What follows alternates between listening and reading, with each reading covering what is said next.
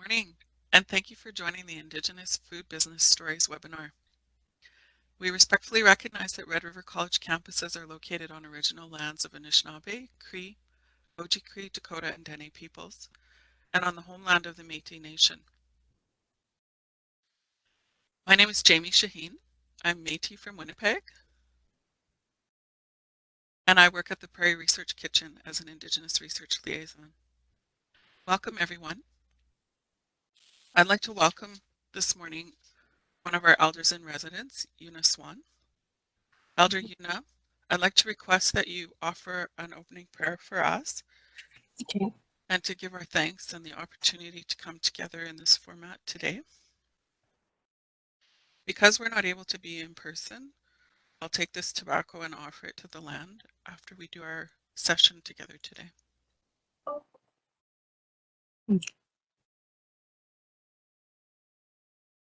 Okay. Bonjour, I'm Makadeganukwe from Turtle Clan, Contrary Bear Spirit, Little People Are My Protectors. And I just ask for Creator to send only the good grandfathers and grandmothers to hear this prayer. I want to give thanks for this day in the nice weather, and I want to give thanks for this group that we're coming together on and learning from each other. And I just want to ask for a blessing on each and every one of you that are participating in this group. And I wish you the best day possible, all my relations.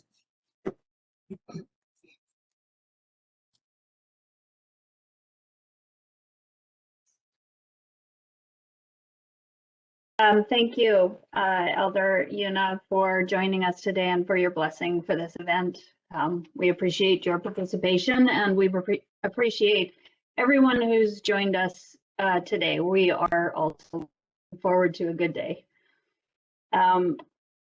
Welcome to our event, to the first ever Indigenous food business event that the Prairie Research Kitchen has put on. Thank you to Jamie and Mel and to my team for all your hard work pulling this together. My name is Mavis McCrae. I'm the director for the Prairie Research Kitchen, and I'll tell you a bit about that as we enter into this session. So. Our hopes today for this session and for future events is to spark ideas and to inform participants about the community of resources available to food entrepreneurs and food business owners. These resources include Red River College and the Prairie Research Kitchen, who are committed to being good partners in food business that you may have already or that you may want to start. After 25 years of working in the agri-food industry, I remain in awe of the creativity and persistence shown by people who are passionate about food and about agriculture. Many of these food products that you see on the shelves have a story behind it. Food brings community and family together, and it can represent family history, culture. It impacts our lives, our health, and our environment.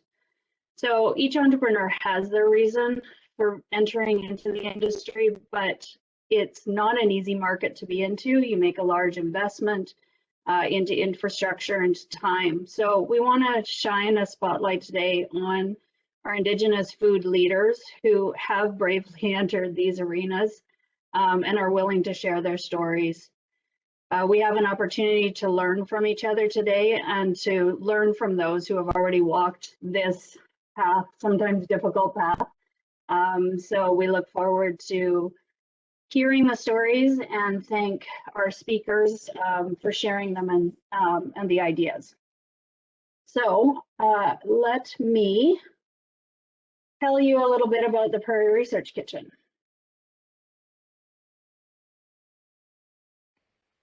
Here we go.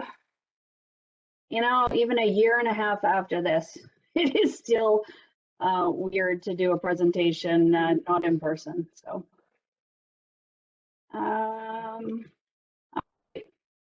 the Prairie Research Kitchen is part of Red River College. We are located on the 11th floor of the of the Patterson Global Foods Institute, which is downtown on 504 Main Street in Winnipeg, Manitoba, for those guests who are joining us from out of province.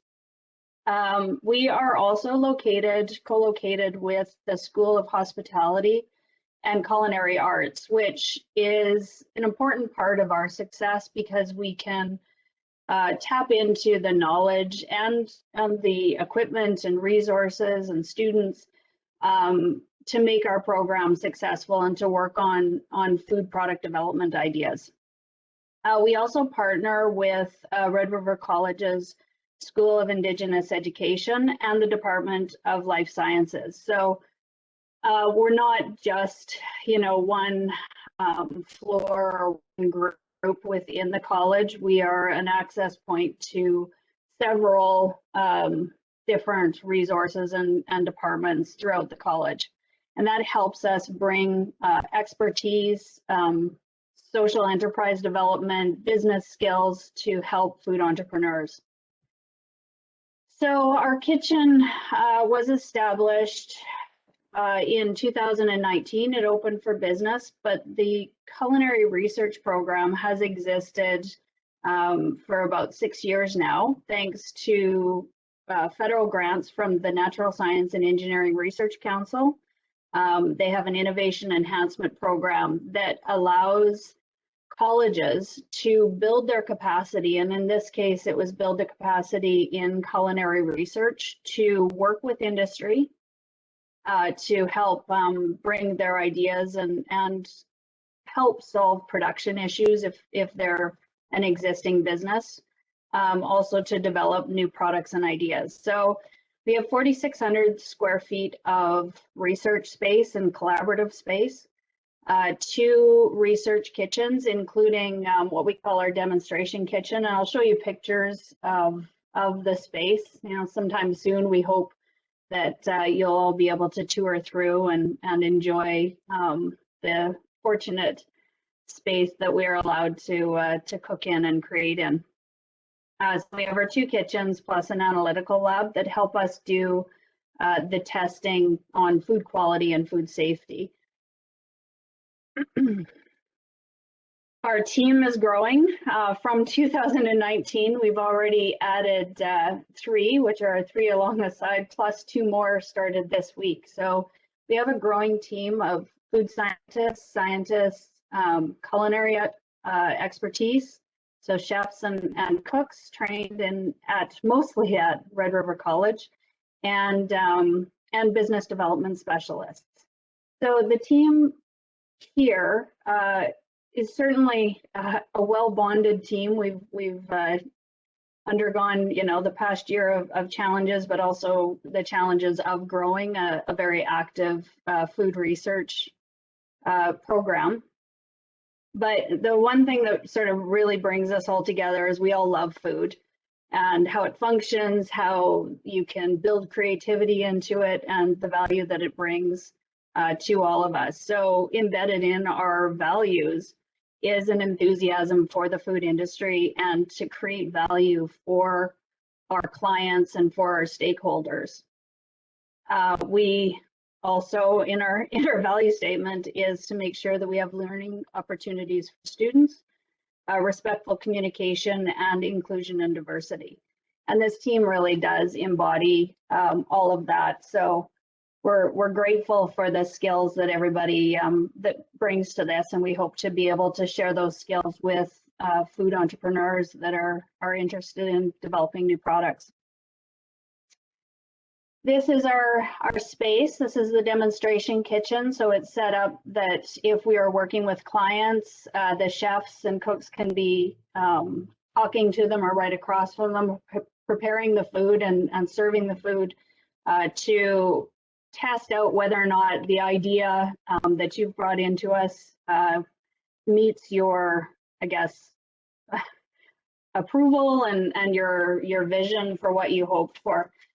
Food research is harder than you would think it is. A lot of times there's things that people want to bring into their food, whether it's low sugar, high fiber, and this is all one product, but it tastes good and it's you know, a cookie or something sweet. And so the challenge that we work through is trying to find solutions that meet your vision, but also add the science in to make it happen. Our second facility is our other research kitchen. Again, we find that if we have more than one client in, or to maintain client confidentiality, we wanted to have two different spaces that we could work from and work with our clients in those spaces. And this is our Analytical Lab. This was taken 2 years ago, and I think we've probably added about 5 more pieces to it. All of this is in place to, again, understand the structure of food, how it will behave as it sits on the shelf, make sure it maintains its quality and safety over time. So the difference in creating food products for the shelf is it's not just to prepare and serve.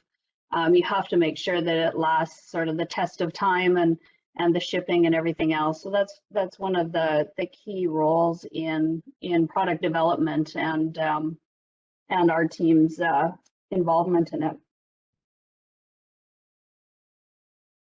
So that we have 2 main mandates within this government grant and within the college. One is product development and being able to service the industry. So helping create new products, solving challenges that companies or entrepreneurs may be having.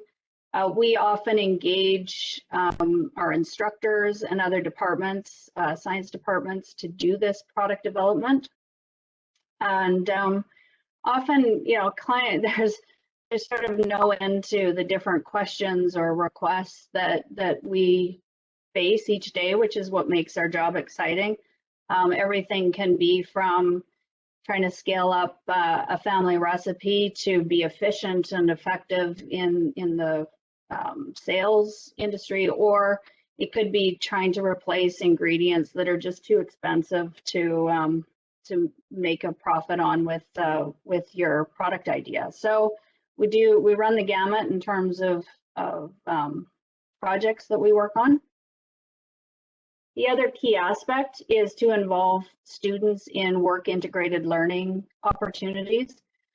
This is a project that we ran this summer with Harvest Manitoba, this past summer, and it was taking vegetables that were excess because industry had slowed down, the food industry had slowed down, and there were extra vegetables available on the market that they didn't want to go to waste. And so we undertook a big project with a number of our students to dry these vegetables and turn them into high protein, high vegetable content, low sodium soups that Harvest Manitoba could deliver in their packages to families. So we will often run student co-ops, and we look for opportunities for part-time work throughout the year so that students, culinary students, and soon to be life science food production students get a chance to work with industry, understand research, because it's a bit of a different field for culinary to participate in. Normally the job trajectory is to take a culinary training and work in the food service industry. But we find that there are also job opportunities in entrepreneurship, research. There's a number of companies that have blended research teams of food scientists and culinary experts. And this provides these students that first experience with research and product development. So this is the general process of how to get involved with the Prairie Research Kitchen. The eligibility is any size of company. We do have a mandate from the government to certainly look at small, medium-sized companies and with their success. So that's sort of the first and foremost is, you know, you have to be a company and have food product. We then set up a client meeting to discuss your idea, discuss the challenges, your hopes for the product, and then what we believe we can help with. At that point, we evaluate funding opportunities that may be available to you. As a college, we have a number of different grants that we can access for our clients and companies. Those grants are in place because product development is risky. It doesn't always work out. We certainly work hard to make sure it works out or that we get you more answers, but there is still an element of risk when you enter into a new product development idea. And so these funding opportunities are available for companies. From there, we develop a statement of work, we sign off on it, and then we enter into the project and continually update the clients on the progress, on questions we may have, getting feedback. We often send out samples for tasting, which is, personally my favorite part of showing up for work when I've got a lineup of samples or I'm sitting at my desk and get the newest version of a taquito or something delivered for opinion. It's not a bad job perk. So we do constantly taste and give feedback, and then deliver sort of your final samples and report once we've explored the options or all options for success in this. So we've now worked with 70 companies. We've launched a number of different products. The ideas that I'm showing you here, we maintain confidentiality of products as they're in progress and even once they're launched. So any of the products that you see here, we've been given permission by the companies to promote and talk about it. So we have everything from a beer flavored pretzel that was basically deconstructing the ingredients of beer to make a flavoring for a pretzel. We have the Juno Food Labs Bump, which is a blended meat and plant protein product that's on the market and launched just right at the beginning of the pandemic. So tough, when I talk about people having a tough launch or a tough time entering the business, that certainly wasn't an ideal outcome, but they've done well and are one of our recurring and favorite clients.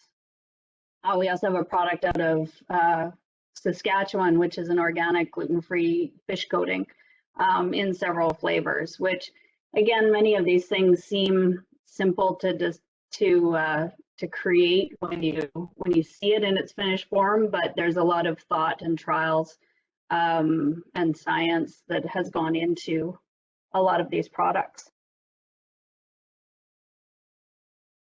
So this is, this is part of how we operate, and we've been fortunate to also, as we started down this process, run into Elder Una and her interest in developing food products. So just as part of our presentation, I'd like to invite Una to talk with me or interview with me a few of the experiences. So Una, how did you first hear about our program, and why did your thoughts turn to scaling up your family recipes?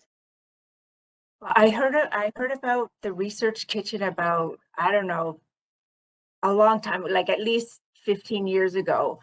And then I couldn't remember the name. And then I came across you, the Prairie Kitchen again in last December.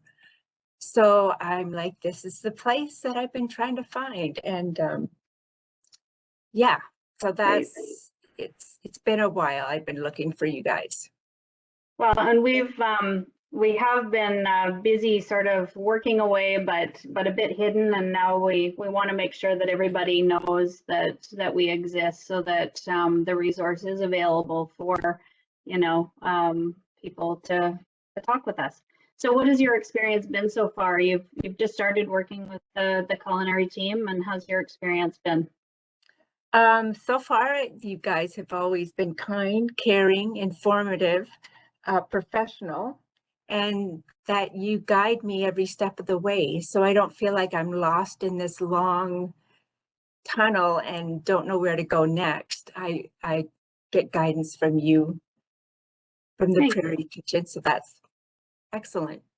Thank you. We appreciate that, and we do strive to make the client experience as smooth as possible. I know it's a big industry and a lot of things to take on. So you currently produce products for your Creeware business.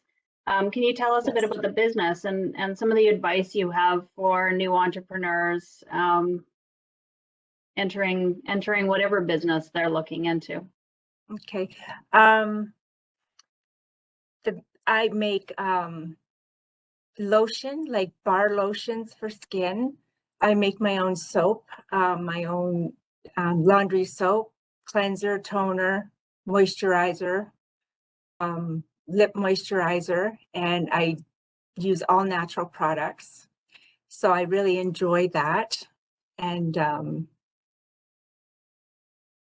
you know, the message I have to give is don't give up, because most successful entrepreneurs didn't find the thing that they became successful at until they're in their 50s. Like, it's great if you can be successful earlier, but if you're still trying to figure it out, like in your 50s, never give up, because there's so many things out there that you can, you know, find that this one thing might be the one that'll, you know, shoot you to the next level. So you just can't give up. That's great advice. That certainly is repeated by a lot of entrepreneurs out there. That it's you know, you hit hurdles, and you know, persistence is one of the key traits of an entrepreneur. So I thank you. Thank you for being a client. Thank you for participating in this event. I certainly have been enjoying some of the taste testing that we've been doing so far on your products, and we look forward to more. Should we talk about the fudge that We I'm doing? don't. You can if you wish. Okay. I will leave that up to you. Okay, so Prairie Research Kitchen and I are working on something. It's my mother's recipe. She taught me how to make fudge when I was a little girl, but the texture is very different than the fudge you buy in the store. So I'm working with Prairie Kitchen to develop and upscale my recipe and to figure out how to get it out into the market. So they're guiding me every step of the way and helping me along. Yeah, and the team has been, in fact, Roxanne, who's up next, has been diligently working on a variety of different fudges and different textures to really hit the texture that you remember as a child and growing up. And so we hope to have some samples for you.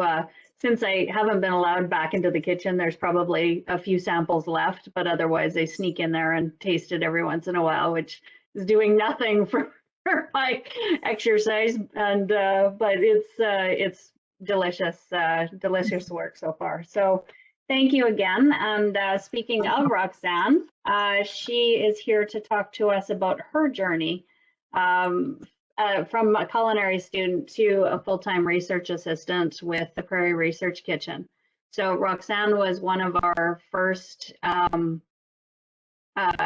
she first worked with us during the summer on the Harvest Manitoba project, and has now joined us because we enjoyed working with her and enjoyed her participation so much. We, you know, brought her in after she graduated. So one of the first projects that we've asked Roxanne to work on is a gift that we could give to clients and guests and partners that reflected and incorporated Indigenous and local ingredients. So Roxanne, if you will, we'll turn it over to you for your presentation.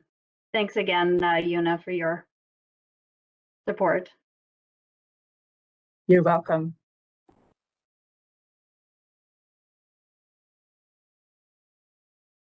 I think.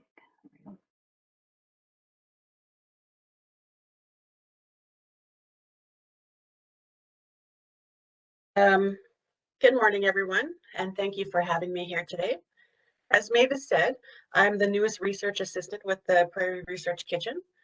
My name is Roxanne Kent, and I am Ojibwe. I'm from the Wapsimmung Independent Nations in Northwestern Ontario. I was born in Ontario, but I was raised in Winnipeg, Manitoba.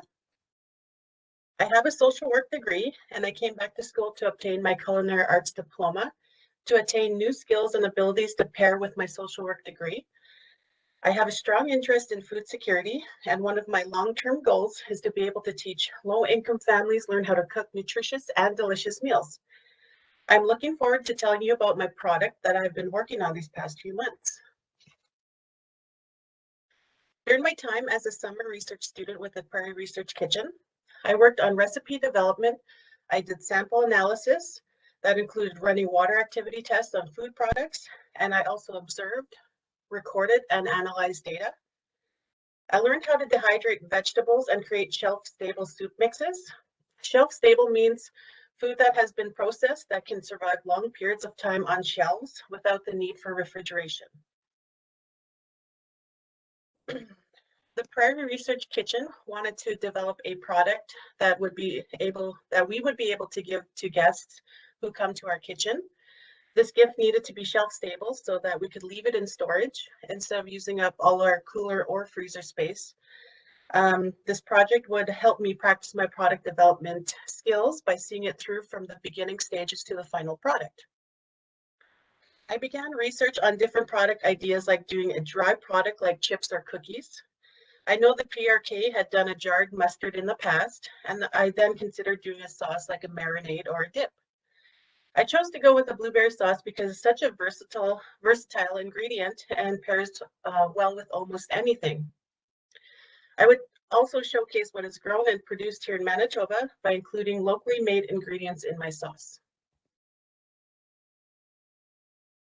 The Prairie Research Kitchen team consists of food scientists, chefs, research assistants, and administrative professionals.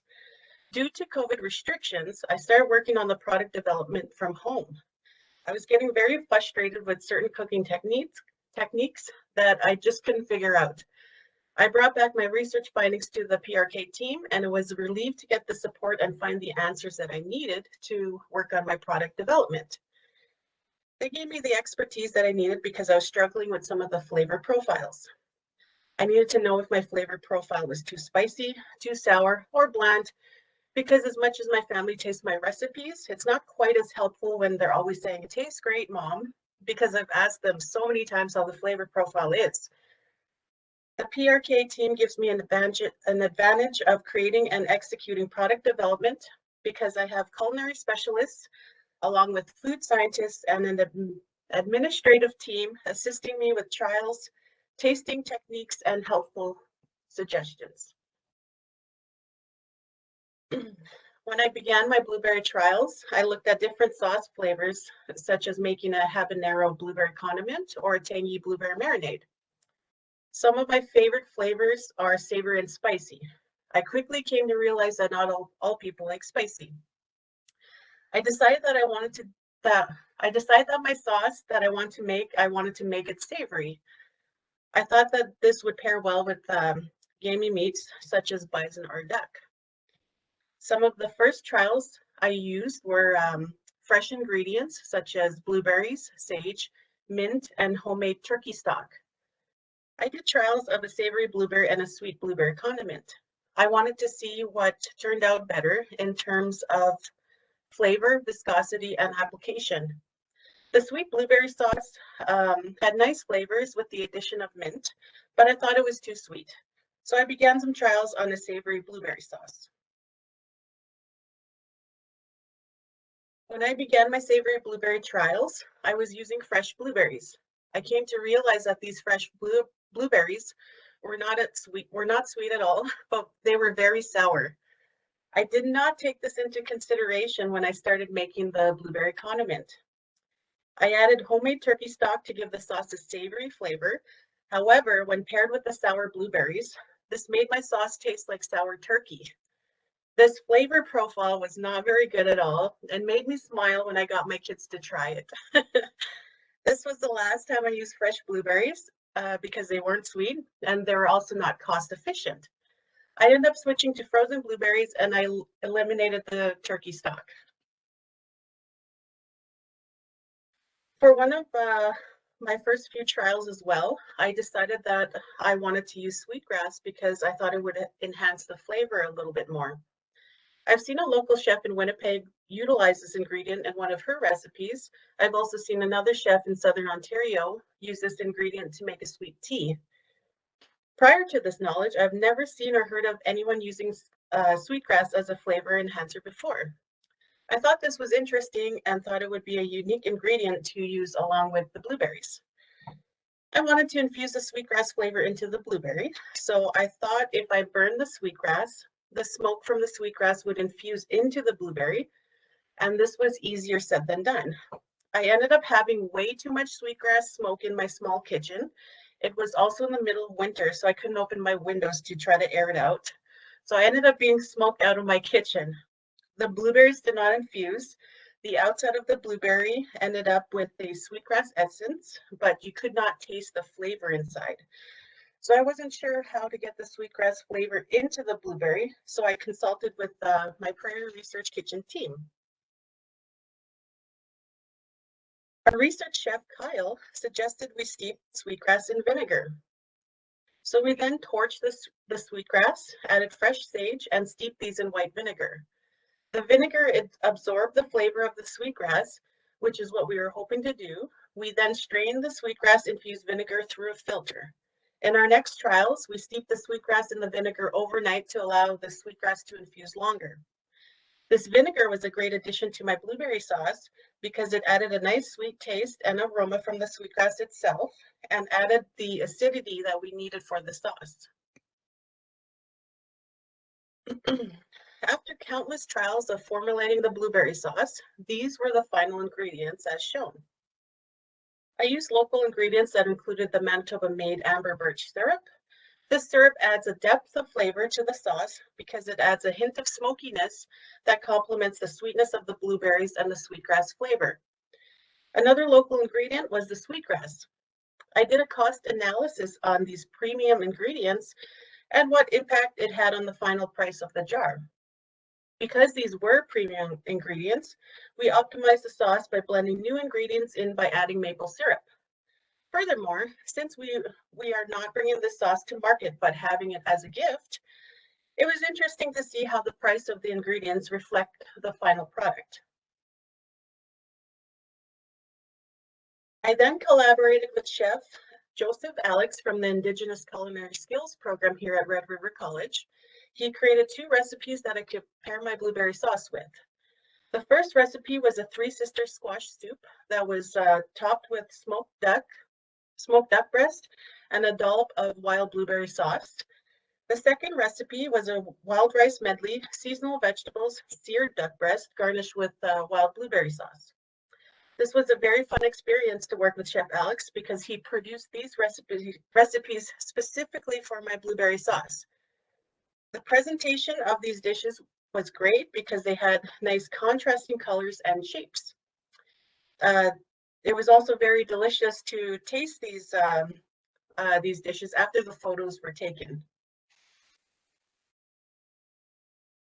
To complete the blueberry sauce name, we had reached out to the Indigenous language instructor, Corey Whitford, to give the blueberry sauce an Ojibwe name and meaning. I provided him samples of the sauce to taste for his review. He formulated a name and translated the name for us. The Ojibwe name he chose was Weno Jazi Magan Minan Apakajiganan, which translates to the rich flavor of the blueberry that you can put on top of something. My final product is a rich, sweet, smoky sauce that can be used on wild game meats and any other food products. Although in the beginning I wanted a savory sauce, those trials did not work out the way I wanted them to. Through many formulations of this sauce, it helped me gain a better understanding of the process of product development. It also helped me grow my skills as a research assistant. The recipe development allowed me to make an innovative and creative sauce using local ingredients. I wanted to keep the sauce simple as possible and use ingredients people would enjoy, like blueberries. This was a challenging and exciting learning experience for me. It was fun creating the sauce because there were many trials and errors along the way, such as occasions where I ordered the wrong lid samples. I messed up the math for ingredient pricing, and realizing that scaling up a recipe takes some time and patience. Furthermore, I am grateful for the guidance, support, and expertise of my Prairie Research Kitchen colleagues, because this sauce would not be what it is today without their help. It makes me feel very happy that I created a sauce from start to finish while gaining valuable skills. I find it very rewarding that this product will be given to future guests of the Prairie Research Kitchen. And I've worked very hard on this sauce, and I know that it can complement all kinds of dishes. Thank you for inviting me to share my product development story with you, and I hope everybody has a great day.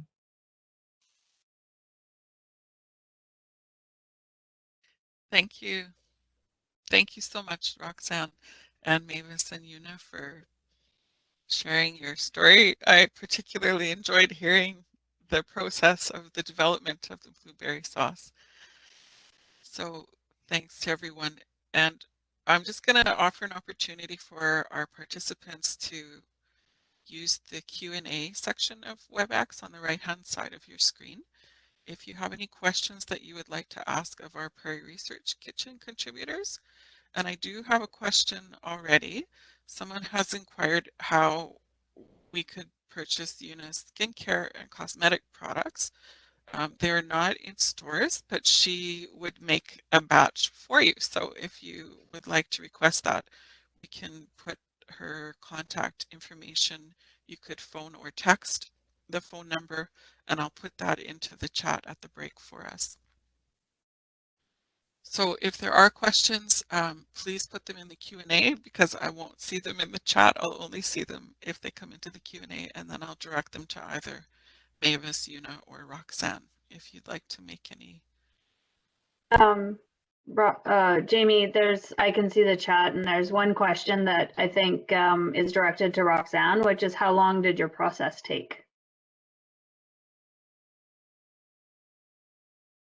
My process took, let's see, I started working on it mid-December, and finalizing it, not quite done yet. So yeah, it's still coming together. We're just in the final stages of it. So it's what, May now, so like 6 months maybe. Yeah. With other projects underway as well, right? So it wasn't, you weren't able to work on it every day, but yeah, and had to wait for other projects I was working on. And there is also another question here, Mavis. I noticed that someone's asking how many people work at the Prairie Research Kitchen. I'd actually have to use my fingers for this to count it out. We have 5, 6, 7, 8, 9, 10 right now. We just added 2 at the beginning of the week.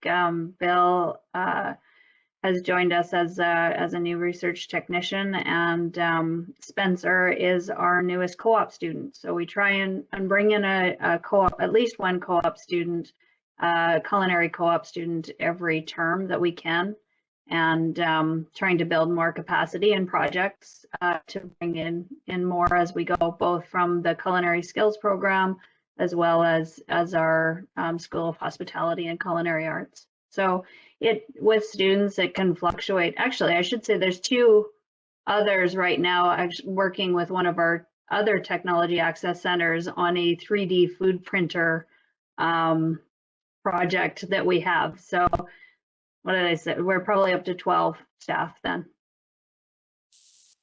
And we also have someone asking if the sauce is available for purchase and how we're taking it to market. So I'll let Mavis answer that one. We haven't produced, so we don't actually produce products for sale. We leave these products for our clients and customers, but we do like to be able to offer gifts and showcase the talents of our team by creating these specially made for guests and clients. So we don't have a plan for it to go to market. That said, certainly if somebody wanted to take something like this to market, we don't own it, and we would help you develop it further. So no, not for sale, but if you're a guest of our kitchen, you can get a taste of it. And there's also another question for Mavis. Do some of our research team staff also teach? We do. So we aren't instructors, but we do send a lot of our technical team into classrooms to talk about specific food product development questions or safety questions. So I know that both Kyle, our research chef Kyle, and our research manager Heather have both gone into classrooms to discuss different aspects of food safety and processing techniques, things that we're working on. And we've had instructors work with us, like our recent tofu project, where we had an instructor in the lab for the summer and then brought those learnings, I guess, or teachings back to the classroom. So we do integrate with the classrooms when we can, but we are not instructors. Roxanne, do you think there are other fruits that would work well in a sauce with the sweetgrass infusion?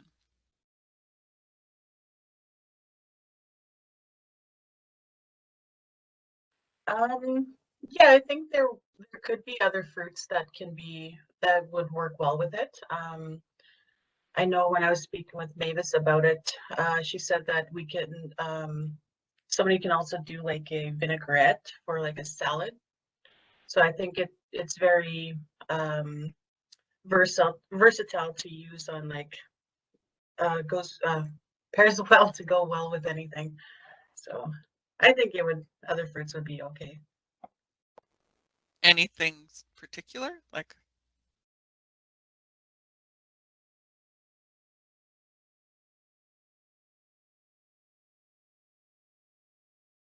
I think probably like peaches, strawberries, cherries. sounds interesting. Saskatoon berries. I'll bring in a bunch from the lake, and we'll make some Saskatoon berry sauce.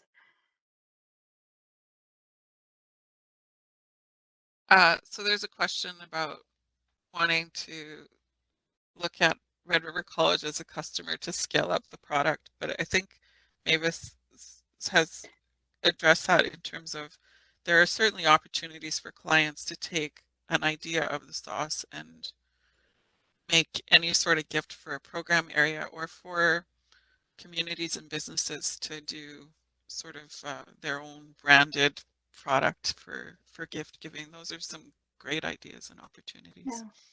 Yeah. Jamie, just as to address that, we are partnering with the food manufacturing class in life sciences and hoping to bring in a processing line that would sort of mimic a small scale sauce or condiment processing line. So it's not unrealistic for us to maybe produce some in the future as part of a class or class learnings and likely limited sale, but we haven't reached that stage yet. So as I say, it's gift right now.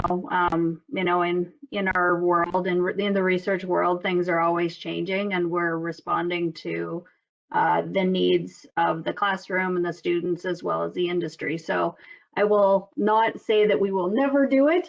It's a double negative, probably. We never say never, but not right now. Mavis, another question.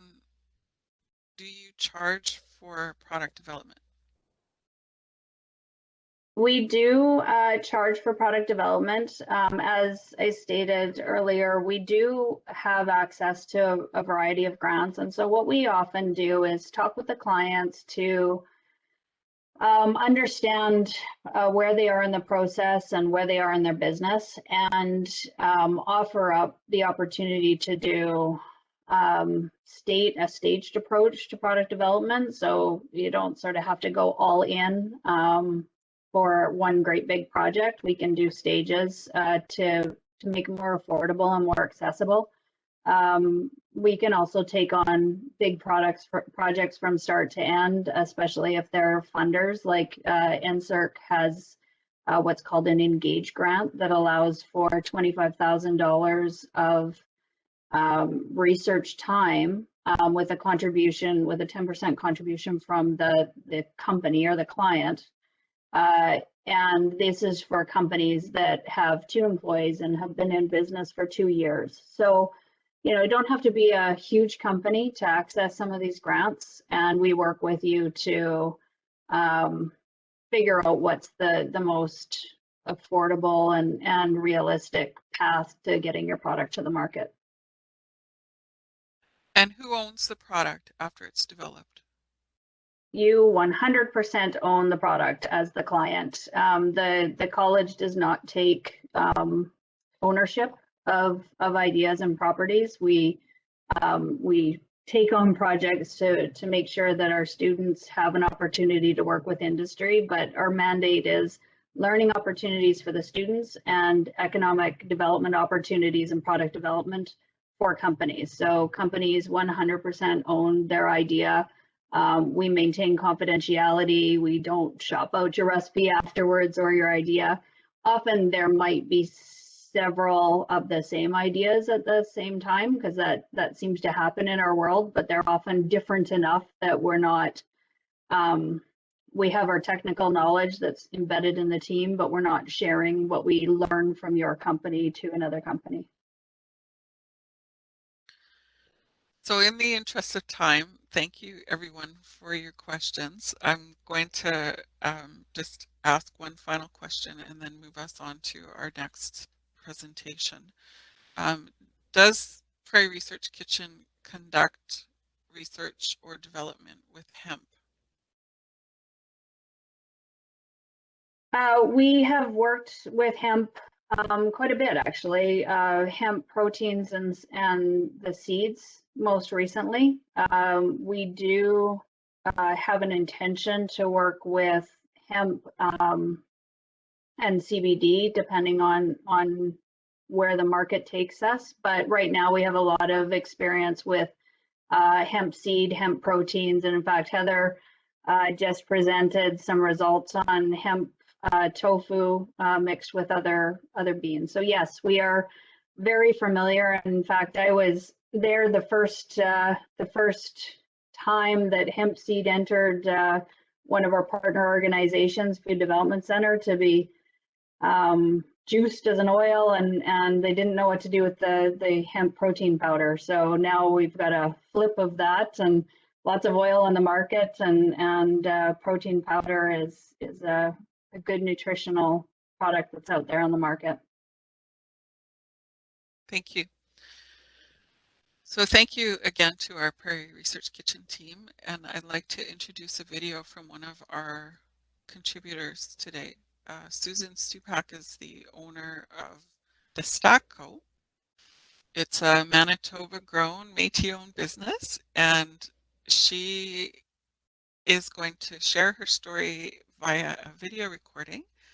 If we can have that loaded up, and then after her presentation, we're going to take a quick break once that's finished. Thank you for joining us, Susan. Can you tell us about yourself and your background and how you came to start the Stupak Co? You know, it's always a great day when I could chat about my beans. My background. Jamie, I've always been inspired in a public relations environment. And honestly, I've had such a great career and I've been given so many great opportunities. But one of the and I've always been motivated. I've always had mentors, people that I looked up to. And I had a cousin that was, he probably didn't know it, but he was one of my mentors. And I've also had some managers that were just exceptional. And the ones that I admired most were the ones that just got it done, effortlessly. And I really admired that.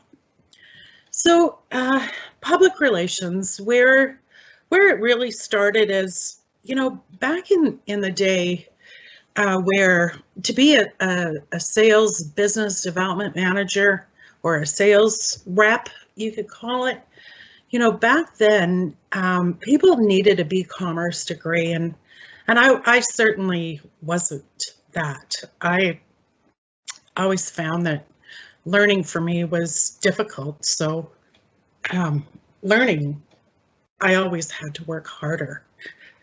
But I was given the opportunity to be a sales rep, and I was given a territory, Manitoba, up to Northwest Ontario, and I managed 40,000 SKUs. And I did so for 7 years until the market crashed, where, fuel prices were up, buyers weren't buying, key accounts weren't paying their bills. It was a hot mess. So I then had to change career, and after the market crash, I stayed at this one position for 5 years, and it wasn't challenging for me. I did certainly have the public relations aspect of it, but I needed something more challenging, and I was at a crossroad. So I went out and registered for all kinds of workshops, and of course, there was budgetary restrictions, so I registered for anything that was free. So I met a great group in the Osborne Resource Center. They offered some workshops, courses, to find work, and they actually opened doors, or they were enlightening to me of, work, labor of love is what they brought for me.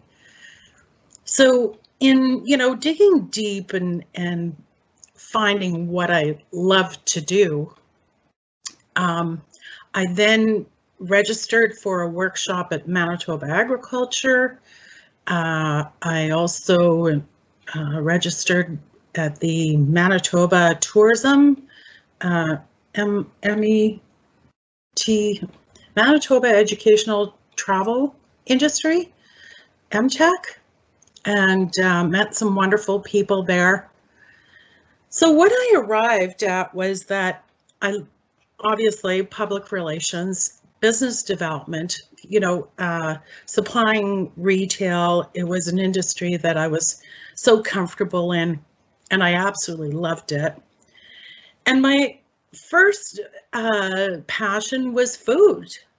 So I started, investigating, and working with the World Trade Center. Again, some valuable free data that they offer. And I was out I wasn't looking for, a pastime type of job. I was looking for, to create myself a job that would be full-time and it would be profitable, that I could, possibly make some money at it. So that's how that started. And in my research, I found, this was in 2015. What I found from the data from my research is that 2016 was the International Year of the Pulse. And a lot of people didn't know what the pulse was. They knew the term beans. And to find that they were investing $22 million in marketing of pulses. So when I entered the market and I, tested it at farmers markets and what I had to determine again is this a full-time opportunity? I thought possibly pulses beans would be a seasonal item. So I did determine in, speaking with people and with the release of all this marketing campaign of International Year of the Pulse, consumers already knew they wanted to add pulses to their diet because of the health benefits. So when I went in meeting with people at markets, it was basically teaching them. They wanted to add pulses to their diet, but it was they didn't know how to cook them. So I shared the information that I had with customers, and I, being a brand new business, I was so fortunate. People opened doors. It was actually incredible, where, the St. Norbert Farmers Market opened their door for me, scattered seeds. So, but what I have to say is do your homework. Fill a need that needs to be met, and I can't stress that enough, is to do your research. And so we, my husband, my daughters helped me. We hit the market, and I'm so proud of what we've achieved. Thank you for sharing your story with us in such a heartfelt way, Susan. What year did you launch the Stack Co? And did you encounter any initial challenges as a Métis business owner? Well, one of the workshops that I enlisted in was the Women's Enterprise Center of Manitoba. They offered a business plan workshop. So that was a real struggle for me. But they were so resourceful in helping me out. It's like, okay, this is by plan, but let's put it on paper, and does it make sense, right? And they were really resourceful, and they actually assisted me with my startup loan. And again, then we hit the farmers markets in September of 2016. And one of the hurdles, it's being a Métis. I don't know if I can necessarily say if being Métis became any of the hurdles, but what was the hurdle was that once I realized that I have a strong business, I had to, the labor of love. I mean, it is what it is. If you enjoy what you're doing, you got to be prepared for a lot of hard work. I was originally on a temporary food establishment permit, which allowed me to produce my food in my basement. And so with a temporary food establishment permit, and food especially is very regulated. So I was the only one allowed to sell my product. I couldn't have a third party. I couldn't do wholesale retail. So I was very limited. Where I found a limit was because my product is vegan and gluten-free, to step up to the next step to go wholesale, a lot of the food processors have the ability to rent a government inspected kitchen. And I didn't have that because I was gluten-free and I was afraid of the contamination. So that was a hurdle. Also, once I've established that I do have a sound business, I had to get my financials in place. And you know, honestly, that was the hard work. You know, getting my debt ratio in place so that when I went and sought financing for my expansion plan, that people in the financial sector can look at you as, you know, a serious, responsible application. So that was the hard work, you know, getting everything into place. You know, and you just got to trust, you know, you can have the best, well laid out plan. And I found that in my decision making, I couldn't go back and make those decisions again. I had to trust my instinct because, you know, I've done my homework and I just had to trust the decisions that I had made to move on. So in saying that, I was successful in attaining a grant. And you know, grants don't come easy, and they never come at the right time. But if you do your homework, you do the hard work, you do your labor of love, and you know, and if you believe in yourself. How is the Stupak progressing today, and where do you see yourself taking the company for the future? Oh, my business now. You know, I worked with food and beverage, and I was invited to introduce my food product to the buyers of Sobeys, Safeway, and I was fortunate enough to get listed. That was 2 years ago, and you know, I just trusted all along that the right things will come into place at the right time. So I was set to be in stores for April of 2020. So as you know, to be market ready, I had to create a custom pre-printed bag and custom cartons. Well, that all came to a stop with COVID because all the bag manufacturers, box manufacturers, everything was going towards medical naturally. So I was in limbo. You know, I was at a standstill. But we did hit the market in November. We hit the Sobeys, Safeway, IGA, Food Fair, Miller's Meats, some independent stores that were so, again, doors open for me.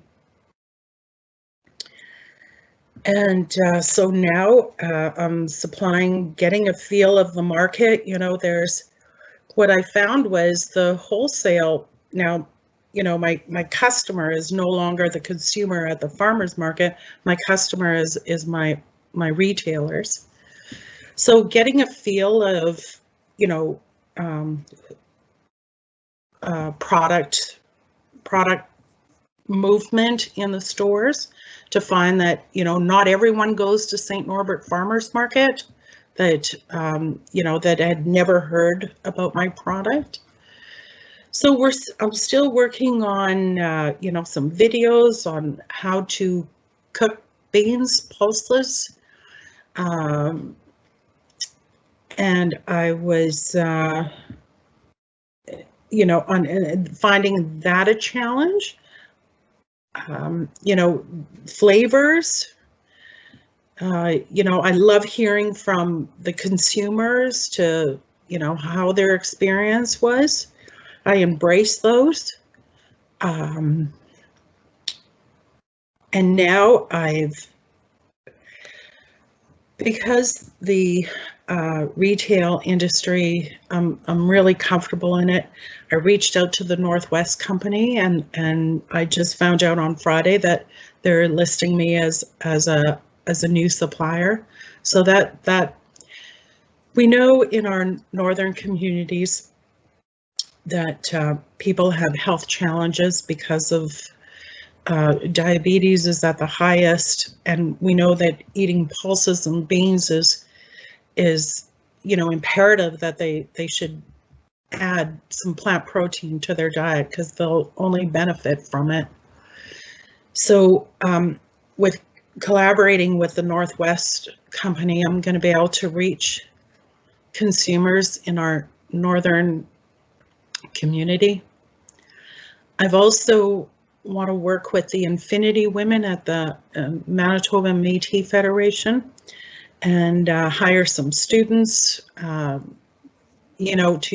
to reach those consumers.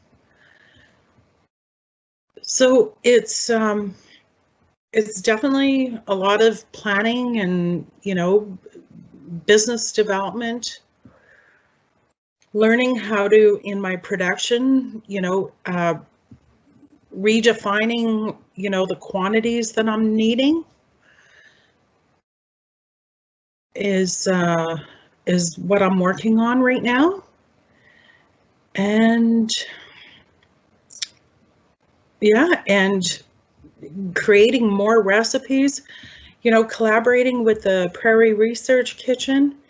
Roxanne has created, I don't know if you got a taste of the sample, but it's just exceptional. It's exactly what I was looking for. There's another collaboration I look forward to working with them with their services. 4 years of being at the farmers market level, I had a lot of consumers asking me for just beans.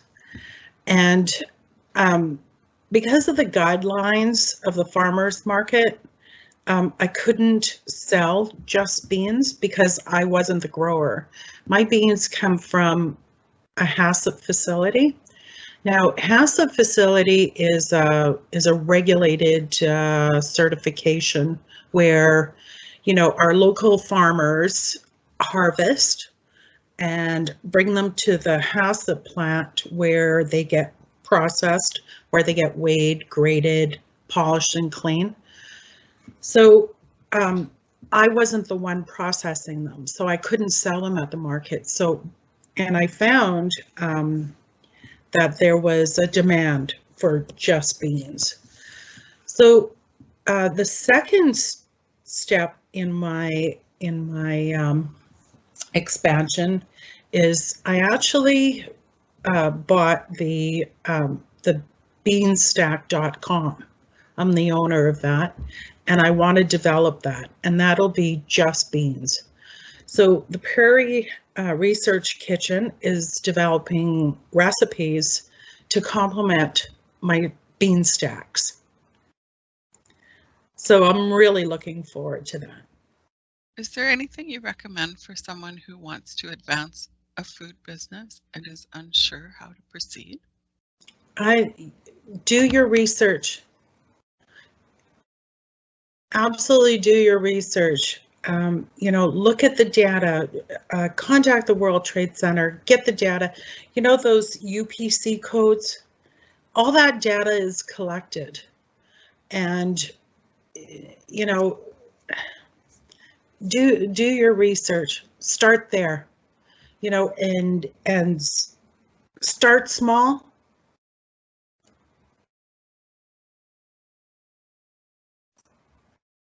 Dream big. Well, that's a incredible story that we heard from Susan and all of our presenters so far. She really spoke to some of the uncontrollable factors that influence a business. That's part of being a business owner and entrepreneurship.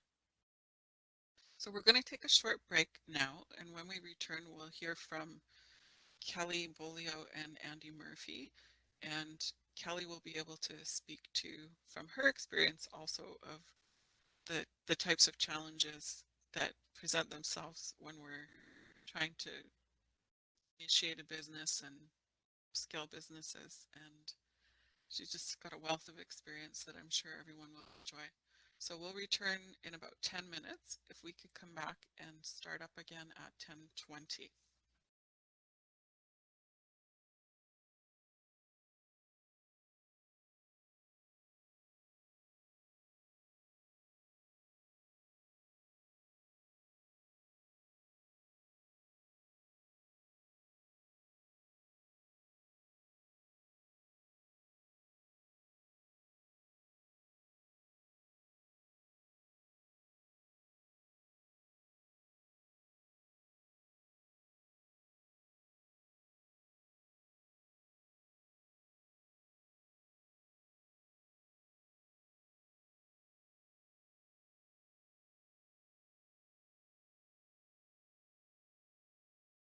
Welcome back, everyone, and thank you for rejoining us, as well as for bearing with our technical challenges. I've heard that my voice is quiet, so I've adjusted the microphone. Hopefully everyone can hear me, and it is my pleasure, and we're really fortunate to have Kelly Boglio with us today to share her firsthand knowledge and expertise with us. She's a Ojibwe from the Sandy Bay First Nation, and she's a serial food entrepreneur who has talents and experience and specialties in food processing, life sciences, protein extraction, aseptic processing, agricultural field and crop R&D, startups, angel investment, and Aboriginal business strategies, as well as strategic partner developments and innovation practices in food enterprises. So I'd like to introduce Kelly and thank you for joining us today. Thank you very much for the introduction. As she said, I'm an entrepreneur in the background, but my current job, I'm working with the National Research Council as an industrial technology advisor with IRAP. And I've been asked to talk a little bit about some of my past businesses, and I chose one of my past food businesses. So on to the next slide here.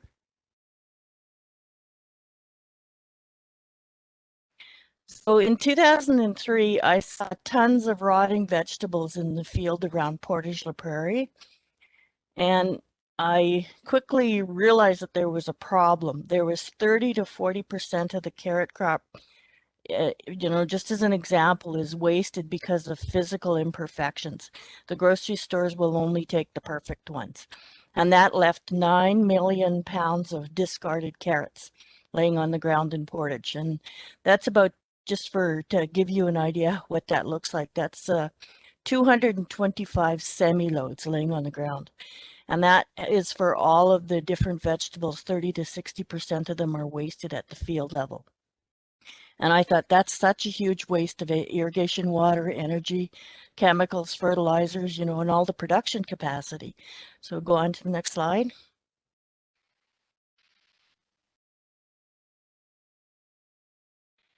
It takes a minute to move here.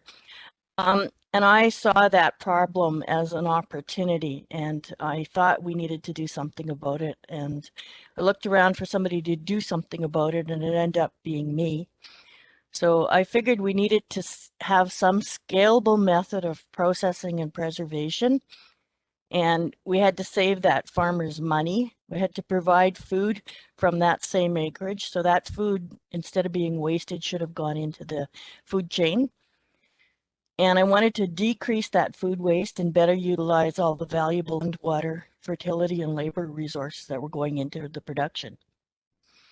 And so that, to me, was the idea for a new vegetable processor in Manitoba. And I needed to address, some of the issues of the strictly seasonal local market that the growers have. And that very much limits their crop production capacity. It's not limited by what they can grow, it's limited by what they can sell. So I knew that if I was going to be a vegetable processor, I couldn't be competitive with the fresh market or the peak of the market sales because that would be competing directly with the growers with their own product. As a processor, I needed to be able to work with the broken, damaged, and blemished product, and I needed to find some way of utilizing that crop in a way that was going to provide a preservation method. One of the big issues too was that, you know, I had to have some other alternative crops to process in when the vegetables were not available, like they're seasonal, but a large-scale process plant is not viable on a seasonal basis. So I'm sure everybody's seen the statistic that Canada wastes $27 billion worth of food annually. And when food becomes scarce, that's a crime. On to the next slide. So, you know, in order to understand the opportunity, once I realized there was something I had to solve here, I did an in-depth literature review on the vegetable processing industry and the markets. I networked with the industry processors and buyers. I was looking at all of the ways I could do that and realized that processing the waste stream is one of the key strategies that most large-scale production areas like California already have. So like in California, they use the carrots for the baby carrots. They reprocess the ones that are imperfect. They make baby carrots out of them by just grinding them down. And I pinpointed that was a gap in Manitoba. We didn't have such processing. So I looked at all the different types of processing and what I could do to use that waste stream product, and realized that there was a $30 billion industry already in puree sales, and it was growing. The demand was growing rapidly. And I met with the local producers to ensure that they were interested and would help me by delivering that product to me so I could process it and I could buy it from them. Could you go on to the next slide? So my vision was I wanted to build a business case and a strategy for a business-to-business type of process plan. I wasn't looking at getting into the retail market or the business-to-customer. That's a very different ballgame. And I had to look at all of the sustainable competitive advantage we had here in Manitoba, like our pristine soils, you know, that waste stream product that I could produce something valuable from. I filled in the gaps in my own knowledge base by networking with experts. And I took courses in food processing and HACCP, and I formed long-term relationships with the buyers. I just boldly phoned up Nestle's, Campbell's, Beechnut, any of the big processors I knew of, and started asking for their advice. And they were very forthcoming and very interested in having another source of production. So I chose an existing technology, and I realized pretty quickly that there wasn't anything that was going to create the type of purees I wanted to make, and the ones that were the pain points for the current processors or buyers. They wanted something different that was out there already. So I looked at what the technologies could be. I found a machine that processed mozzarella cheese, and I thought, hey, that's going to work if I can redesign it. So I went ahead and I spent a lot of time redesigning that equipment. I'm kind of techie, so that's something I was able to do. I looked for a unique value proposition. So what was it that was going to be unique? And I knew that had to be different types of purees and purees with attributes that were not currently in the marketplace. And once I had that, I realized I had some competitive advantages. So I protected those with trade secrets. I had an exclusivity license with the manufacturer of the equipment, and I had some patents. I did a lot of problem solving. I had to design the entire factory, and I had a very limited space, so it was a very compact factory, and I had to really make some custom building of some of the puree processing equipment. And I built a custom pulse processing equipment because this was the answer to when I couldn't get fresh vegetables. I could get pulse crops that were dry stored. And once I started making these products, I realized I could be a price setter in a highly competitive market. I didn't have to play the game that everybody was playing on pricing. So next slide.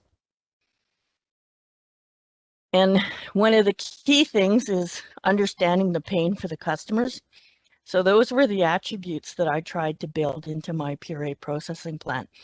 Gerber's, Nestle's, Beech Nut, Campbell's Soup, they all told me the same thing. The puree quality for aseptic processed purees was quite low.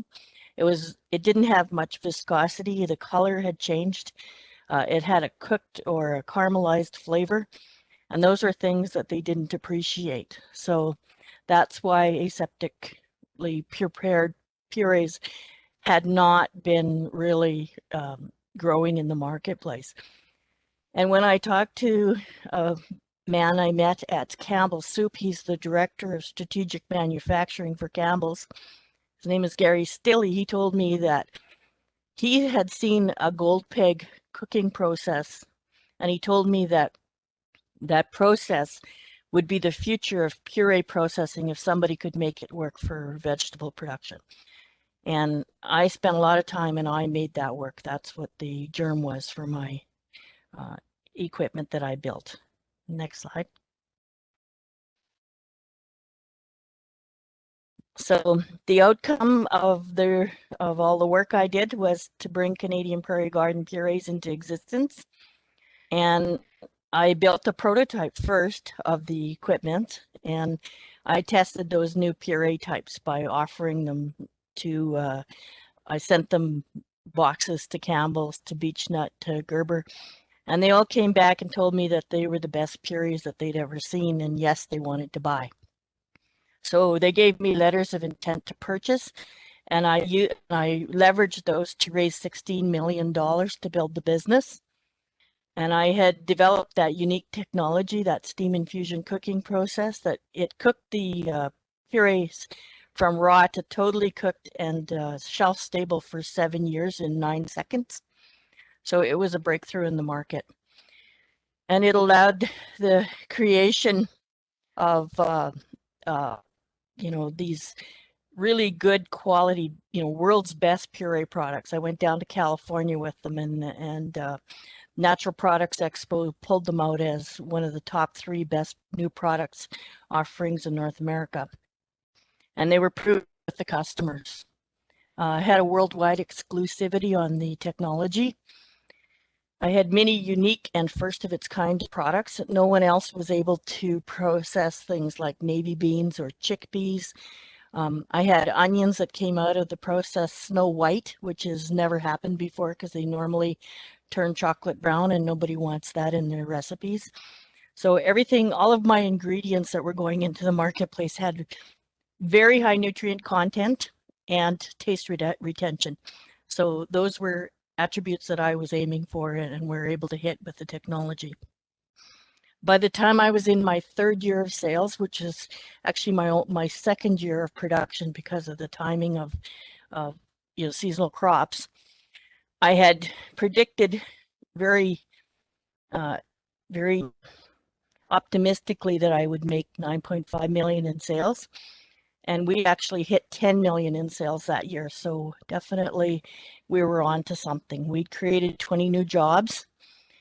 I was buying millions of dollars worth of culls and field run produce from the local growers. So really increasing their bottom line off what they currently used to throw away. I had a process capacity in that really small footprint. It was about 7,000 square feet. And I had the ability to make 27 million kilograms of annual output of shelf-stable product. And that was about 2,000 truckloads a year, if you're doing the math. So the R&D line, I kept it for doing product development. So anytime a customer told me he had something that he wanted to try, I would go ahead and for free do that product development. And it usually led to a sale if we hit the targets. So I had a potential of net sales of $45 million annually, and we had global potential for expansion and new technology innovation was allowing for further product development. You know, the sky was the limit. We kept product development on a, yeah, every day we were doing something new. And move on. This is the pictures of the process plant as they sat. It was a state-of-the-art factory, and we received FDA registration, CFIA, HACCP approved. We were kosher, halal, organic certified. We reached the GFSI, or Global Food Safety rating of FSSC 22,000. So that's a very high standard of food processing capability. We had lean manufacturing practices in place, and we were suppliers to Nestle's, Gerber, Campbell's, Pacific Foods, Baby Gourmet, Hope Foods, Marzetti, Beech-Nut, and we had won numerous industry awards. And each of these big companies send in inspectors to inspect our plants and to make sure that everything is food safe and is to the highest quality. And we passed every one of those tests with flying colors. So on to the next slide. So I leveraged funding from many different areas, like the Manitoba Rural Adaptation Council. I had leveraged all these funding areas, and the first one to step up to the plate was actually First Peoples Economic Growth Fund, and they allowed me to leverage other funding from others, but I sought and really worked on getting anything that was non-dilutive in funding first. So go on to the next slide. And after all that, the business failed in 2017. So very disappointing result. And, you know, I look at it and I think to myself, well, 90% of new startups fail. We were definitely still a startup at year 3 because of the length of time it took us to get into the process and start getting inventory. 75% of new venture-backed startups fail. And, you know, not to be a downer here, a lot of startups get bought out, and there's other reasons why they tend to go into this category of their fails. They may not be fails, they may just be, you know, people backed out or did something else or whatever. But, you know, one of the big things that I bring out of this here, this slide is that 82% of businesses fail because of cash flow problems. I think that was one of our major issues. To give you some idea of why that was, I needed about $5 or $6 million in inventory just to go into the next crop year. And that was something that without any prior financial history, I just couldn't get. I kept going around and around selling equity and trying to talk to EDC and trying to talk to any place that would help me with the money. But the problem is everybody said, well, let's see how many sales you've made. Well, even though I had 10 million in contracted sales, I still couldn't raise any more money. And that was the end of Canadian Prairie Garden. And go on to the next slide. So, you know, I'm here to talk to people about the lessons I learned as an entrepreneur. And one of the things that really served me well is having immense tenacity. You've got to do this 24/7. There's no break for you. You gotta have the passion for this. But, you know, even with all your tenacity, you still have to be very coachable and ready to learn. And you still have to understand that, you know, you don't know everything when you start out, for sure. You have to be quite visionary and creative, but you still have to be very grounded and sensible. You have to do the practical stuff. It's not about the dream. It takes enormous energy and drive, but you got to be smart enough not to kill yourself, because it can definitely get very much of a grind. You have to have the undying focus on the dream, you know, without being the crazy entrepreneur, because that's something you can definitely become. Communication skills are critical. You have to be able to do your presenting, writing, be able to do proposals, because that's how you can get your money. And you have to be able to tell your story better than anyone else and answer questions from any angle. When you sit and do a presentation, you'll get questions, that you never saw coming, but you got to be ready to answer any and everything that you're asked by a potential investor. Entrepreneurs have to have very good people skills, that emotional intelligence, and the ability to manage your responses. Always be, the positive one, and be able to understand and influence others. Your leadership ability is your ability to inspire your team and to gather supporters. And one of the things you need to really be is self-aware and know what your skills are and what they're not, and be prepared to find and hire the skills that you lack. Next slide. So about the food business in particular, the food business is very complex and highly competitive, and it's highly regulated, and it's dominated by big brands. And so it can be a very challenging process to get yourself in the door.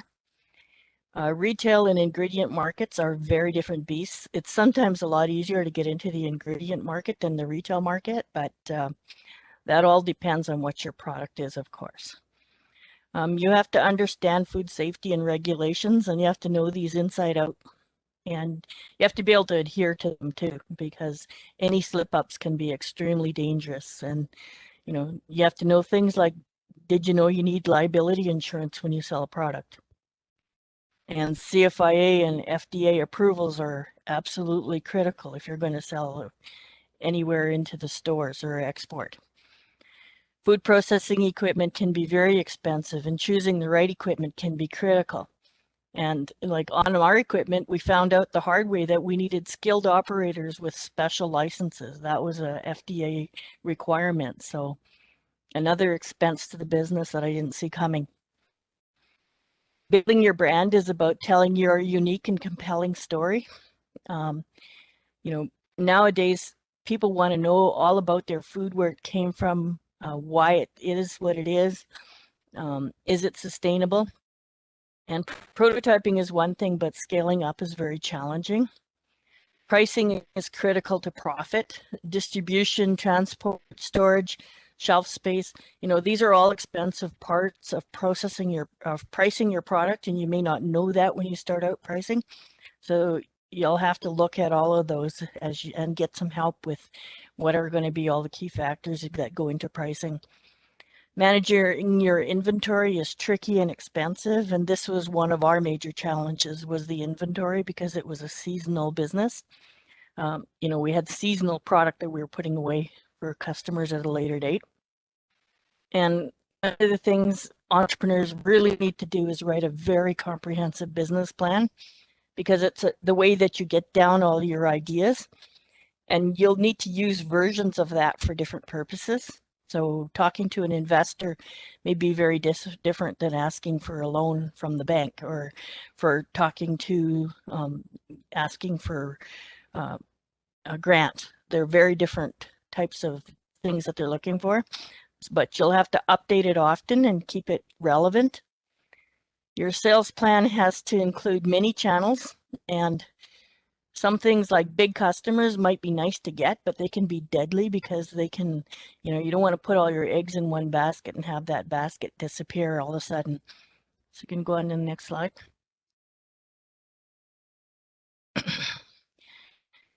So what did I learn as an entrepreneur? I learned, in starting up the business, to choose your partners very carefully, get everything in writing, seek out non-dilutive funding first. So what I mean by that is grants and any place where you can find some funding that doesn't cost you equity. Take on your investors very, very cautiously, maybe grow cautiously, and recognize that when you take on investors, they want their return on investment, and they want an exit. And that exit means you're going to sell your baby, your business that you work so hard for. They want that sold because they want to get their money back that they lent you. Be very wary of investors and ensure that you don't skimp on legal advice.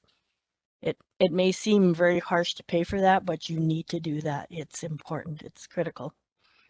And who ends up on your board can make or break your business. It can be, you know, they can be the impediment that slows you down or stops the business entirely.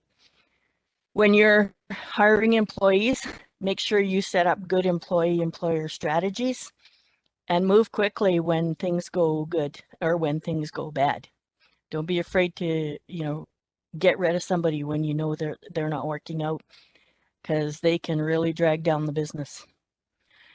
Intellectual property is important. Protect it from outsiders and employees with NDAs and non-compete contracts for all your employees. Be prepared to pivot your plan as you learn more details and get smarter and become skilled at seeing the gaps. So, you know, as you see a gap, then you have to head for it. You go to the next slide, please. So, you know, I would hire skills that you don't have or partner with them.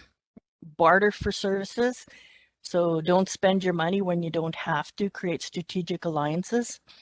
You often have skills that you can barter with somebody else. Don't be too generous early on with promises or shares to people who do help you, though, because that can really cost you in the end.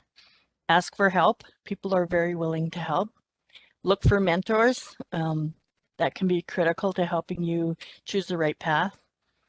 Expect to win. Like really, you're going in this to win it, but be prepared to fail. And go on to the next slide, please. So I ended up after being an entrepreneur. I am now working with the Industrial Research Assistance Program, and I'm helping small and medium-sized businesses to grow. It's a great program for that. Can you go on to the next slide?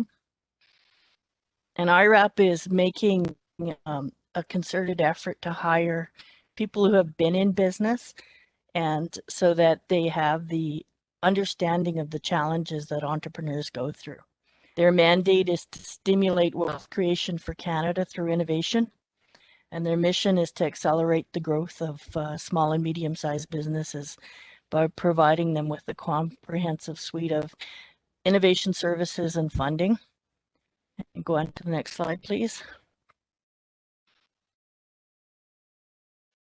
So IRAP's engagement model is to offer first advisory services, business advice, linkages or networks. We help you find the people that you need, your mentors, the people that are going to help you build your business.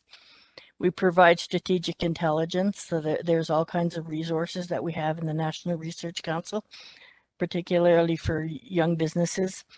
We provide technical expertise, and IRAP also provides some funding contributions as for R&D projects for youth employment and for international projects where people are doing export sales.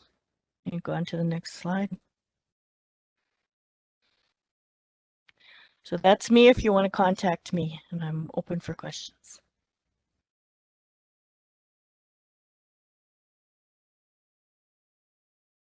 Thank you very much, Kelly. That was just some really great experience that you shared with us, and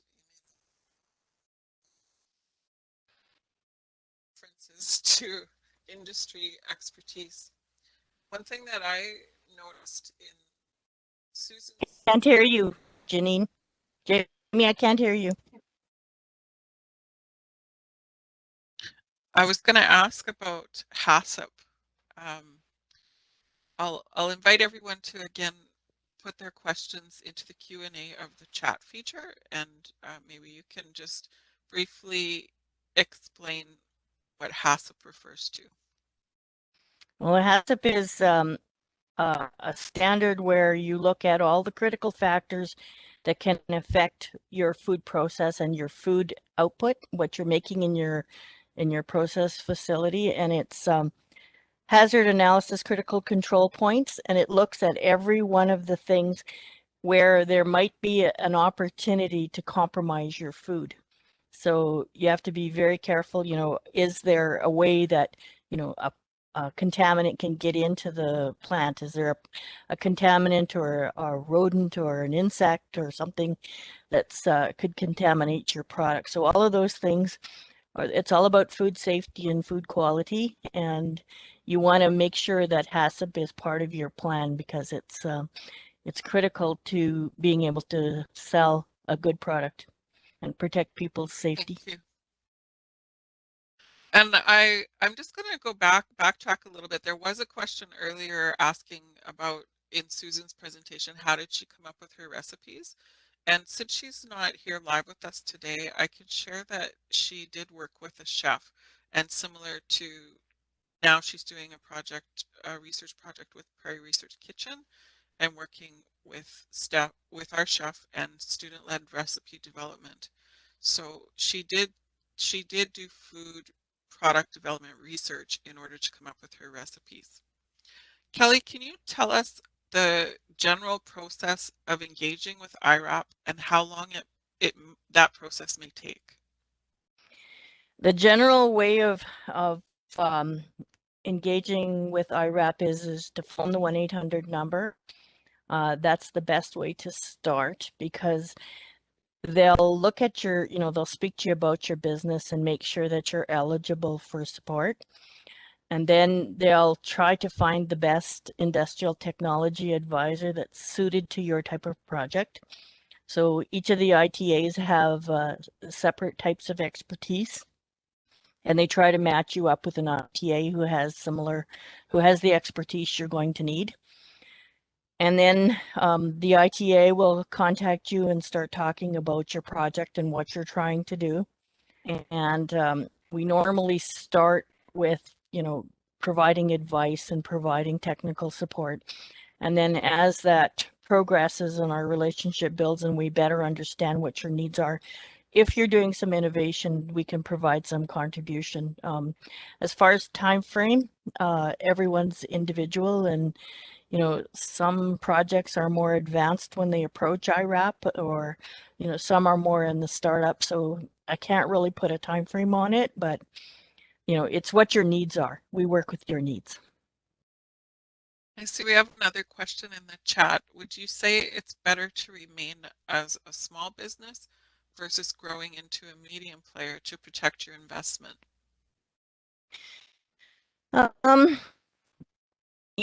When I was scaling the Canadian Prairie Garden, I had a very big challenge ahead of me because if I bought my equipment because it was so expensive, like the cooker itself was $6 million.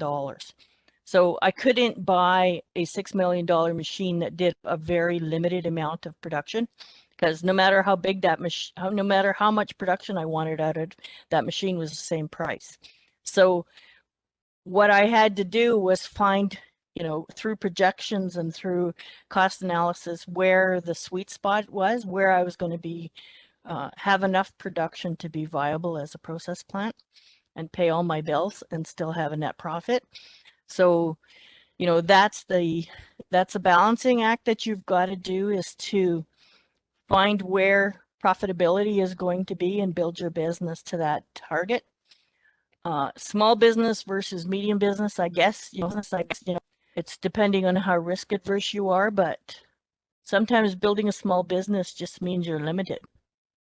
And if you go for the bigger one, maybe your chances of success are actually better because you have the capability to meet the customer's size demands. Like if Campbell's phones you and says, I want 3 truckloads, and you can only produce 3 truckloads in 3 years, you haven't got a sale.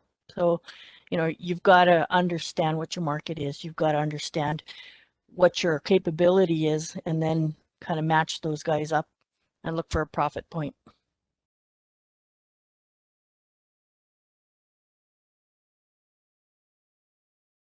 Out of all the challenges that you experienced, what would you say is the biggest one and why?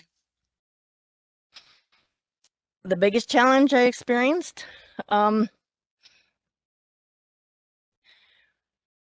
I think, when I initially started the business, my initial partnership was with somebody whose what they brought to the table was the financing. At least that's what they said. Now, I never had that in writing, except that they would bring the financing and I would bring all of the work and all of the other stuff. And that never panned out to be the truth. I raised all of the money single-handedly. I didn't get any financing from the initial investors, and yet they had, because we'd partnered on that as a promise, they had such a large percentage of the business that when I went to raise equity with any other partner, they said, well, what do these guys bring in? They're sitting here, but they haven't brought anything to the table, and I don't want them on the follow-on business, so let's get rid of them and then we'll start this business. Well, there was no way to get rid of them. They were owners too, so that was a big problem for me.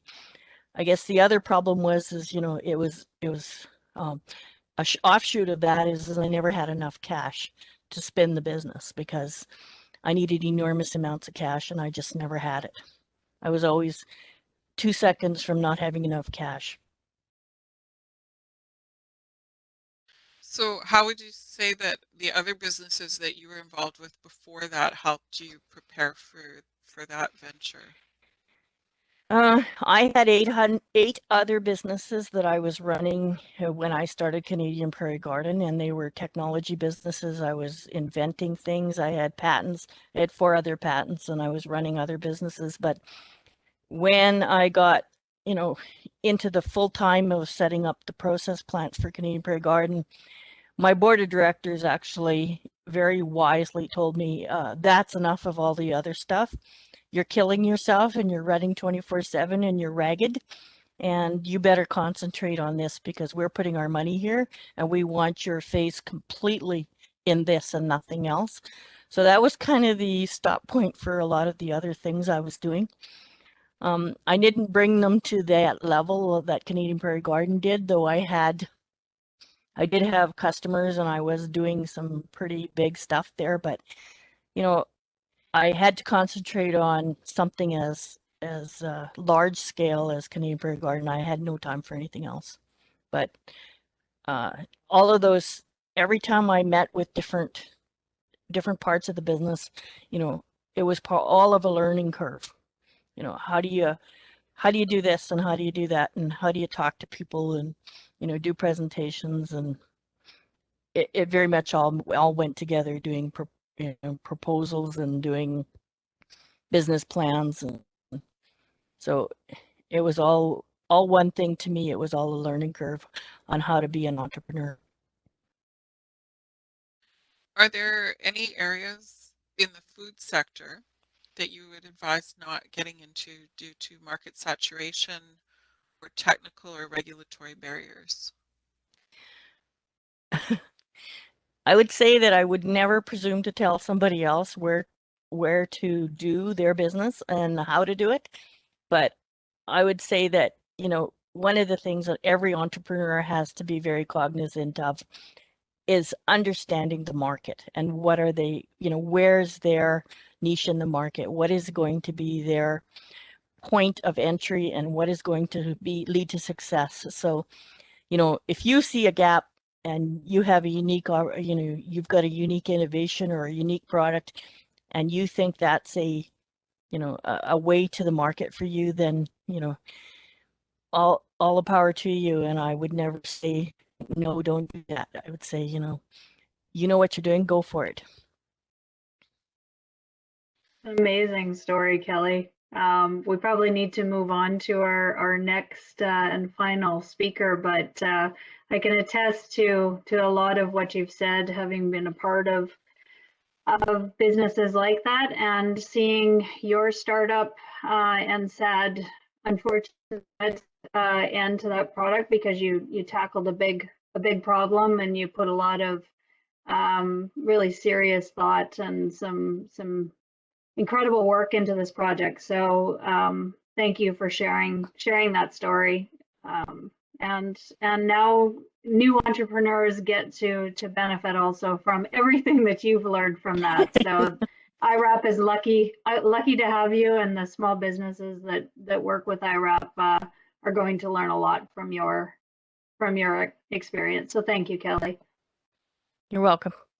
Great to be here. Great. So now it's my pleasure to welcome our next and wrap-up speaker, Andy Murphy. I've become a recent fan of Andy's award-winning podcast called Toasted Sister, which is a story about Indigenous food. And if you haven't listened to her podcast yet, I highly recommend getting on that website and listening to all the stories. The stories span across the continent. They're inspiring, they're heartbreaking, they're creative, and sometimes that's just one episode. So there's a lot of great content in there. Andy is also a producer with Native America Calling, which is a radio program, 1 hour national program about Indigenous issues and topics. She's a freelance food writer, speaker, and home cook.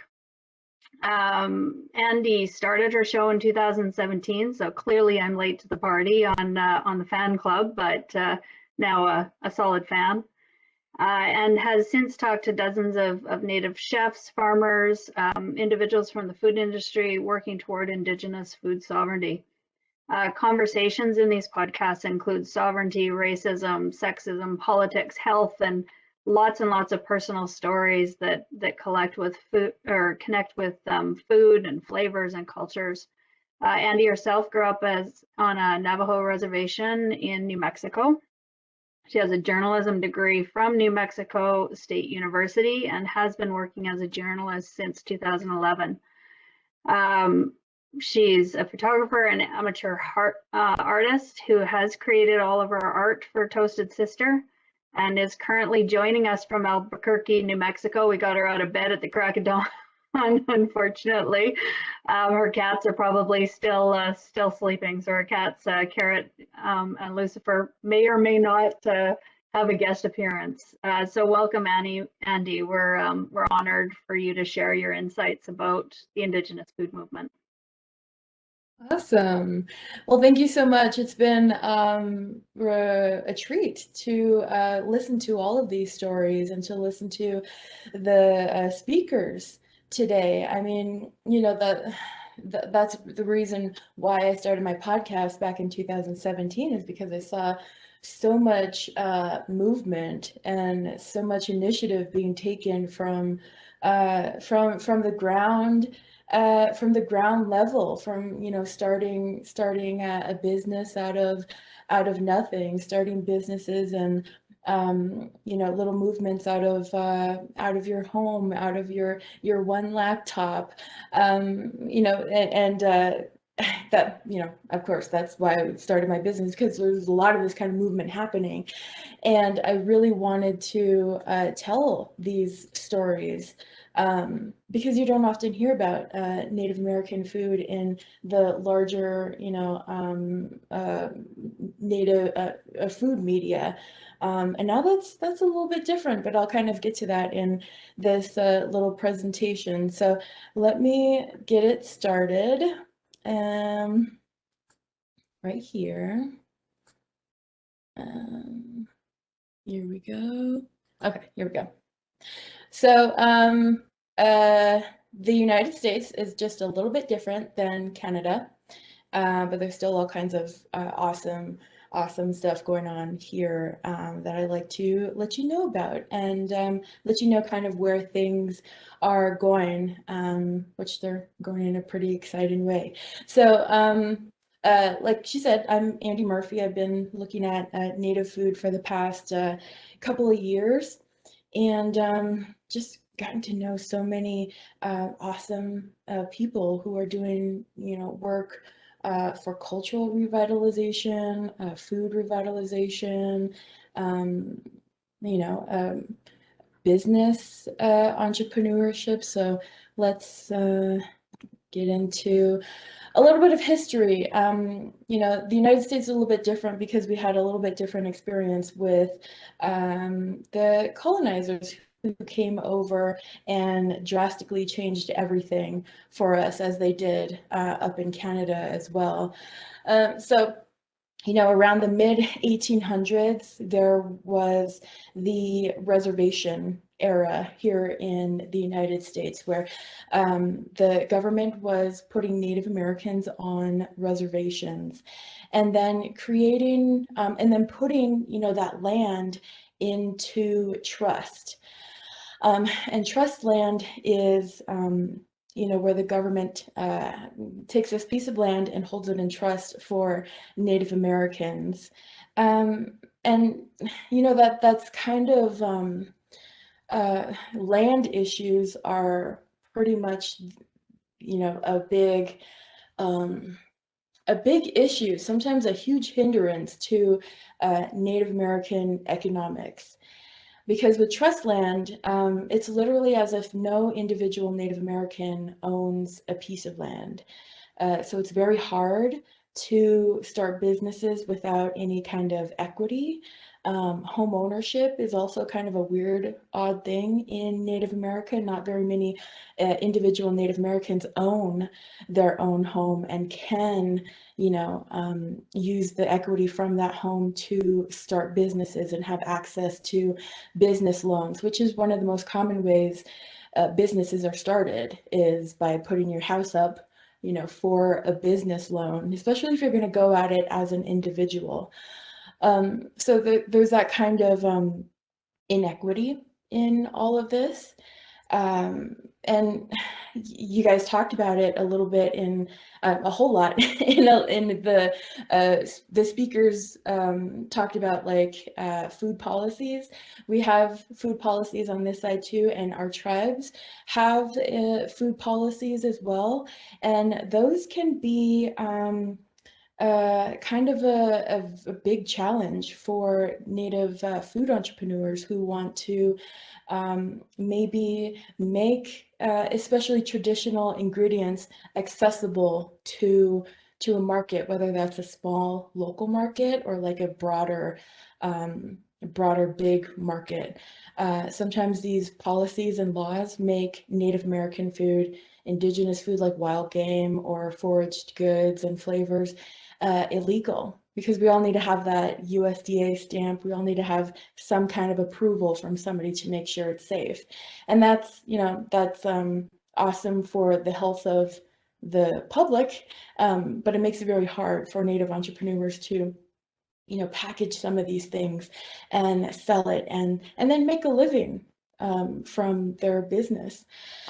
And, you know, all of this kind of creates this, what I've heard being called economic leakage in Native America, where because it's very hard to start things from the inside, a lot of entrepreneurs move outside to start their businesses. I hear a lot of people talking about how much easier it is to start a business outside of the reservation, especially in an urban area, compared to trying to start one from home, from your own native community where you came from. And that's the case where I'm from on the Navajo Nation. You know, I haven't, okay, so I haven't really like looked into, you know, starting a business in the reservation, but I've done a couple of stories that all kind of like came down to like one culprit was like the access to wealth and equity, and all of that kind of ties to our ownership of land. Even though, you know, a lot of tribes have land, it's very hard to kind of leverage that for the economy and for individuals to leverage that for their own individual businesses. So a lot of entrepreneurs are moving outside. A lot of our resources, talents, and people are just moving outside to start their businesses, or just to find jobs outside of the reservation. So that's all part of that economic leakage. We don't have the businesses, we don't have resources within our tribes. So we import a lot of stuff. We go outside of the reservation to border towns to get pretty much every other thing that we need to survive. Yeah, so there's not like a circular movement of money and wealth in our native reservations. And I know we talk a lot about sovereignty, tribal sovereignty and tribal food sovereignty, but there aren't, there probably aren't any tribes here in the United States that have tribal sovereignty, that have tribal food sovereignty, because we need so much support from the outside, and we need all of these food systems and all these systems to be just fixed within our native communities. So there's still a lot of that kind of work that is going on. And I know that was kind of like a dismal picture to paint, but that doesn't mean that is stopping the entrepreneurial spirit within a lot of Native Americans. There are tons of people who are doing business in Native communities, whether that's like a very small, like not legitimate business. They're maybe selling food out of their house. They are showing up at the flea markets every weekend. They have small food trucks and food trailers. So there's no shortage of that kind of business going on in our Native communities. And just in my time, my short time covering Native American food, I've seen so many more Native restaurants popping up. I've seen a ton more food businesses popping up. And, you know, if you're curious to see all this in a list, I gathered a lot of names and websites of Native American owned restaurants and food businesses, and it's all on my website, toastedsisterpodcast.com. That list is always growing. I'm always seeing, like I said, new businesses and restaurants pop up. So, you know, all of this is still going on. It's just maybe not legitimized, and there's like so much work that needs to happen to make you know, to kind of change the culture of that kind of business into something that is more, that is legitimate, that it is sustainable. And so let me go to the next slide, and there's a lot more work happening that I can talk about. Oh, this is just an example of one of the flea markets on the Navajo Nation. See, there's somebody selling Navajo cake right there. The farmers frequently show up to places like this and sell their produce. A lot of that kind of good stuff happening. And for this slide, I like reached into my own pantry here at my house, and I put all of this on the table and took a quick picture just to let you know that there are businesses out there that are pretty good at selling traditional foods and making it accessible for me here in the Southwest, an urban native, to have access to. Without these businesses, I would have probably never been able to really enjoy wild rice, to learn about all the different kinds of like hominy and masa from this company here, the Longhouse Hominy Grits and Lai Mohawk Masa, or taste tepary beans for the first time. And that's kind of like the great thing of being a journalist, a food journalist, and a consumer. Is I have access to some of these things that I would have probably never have tasted, and I've always been curious about them. And now I can, you know, order some of these things online, and it's been a pretty tasty journey. And I'm happy for the entrepreneurs who've gotten to this level to be able to sell their products online and share that little piece of their food culture. And then this is a map from the website that shows Native American owned restaurants and catering companies. The restaurants are in black and the catering companies are in that yellow star. So I'm always having to update this map when I come across a new restaurant. there's a lot of work that's being done, a lot of work that needs to be done. You guys just mentioned there are a couple of incubator programs, Native entrepreneurship incubator programs out there. I mean, just here in the Southwest where I'm from, there's a couple that I can name, you know, Change Labs. They help Native people on the, you know, Arizona Navajo Nation side to really develop their business plans, go through all those steps of marketing and just really understanding what it is to take your idea, take maybe your little tiny business from your house to a market. There's a Native Entrepreneur in Residence program just here in Albuquerque that I've seen a lot of cool stuff come out of there, including a couple of Native food businesses. There's the Native American Business Incubator Network in the Flagstaff, Arizona, Flagstaff area. They kind of do that same work too. And there's a whole bunch of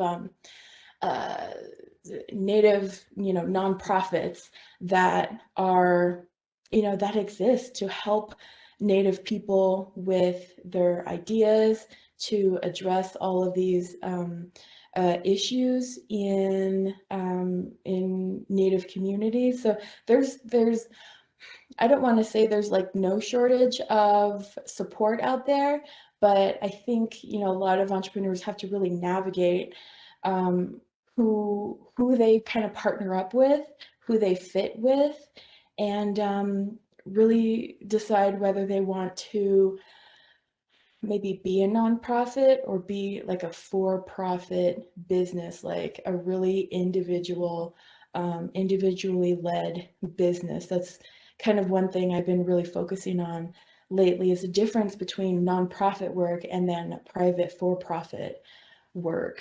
And then, you know, part of the work that's being done right now is just awareness of Native American food in the media. I think just in general, our, you know, our society has become a lot more aware of other people's food, a lot more aware of food issues, and we're just becoming a lot more curious about different flavors and really seeing the benefit of sustainable and local food, and that, you know, all of that kind of trickles into Native American food. There's a lot more food media focusing on Native American food.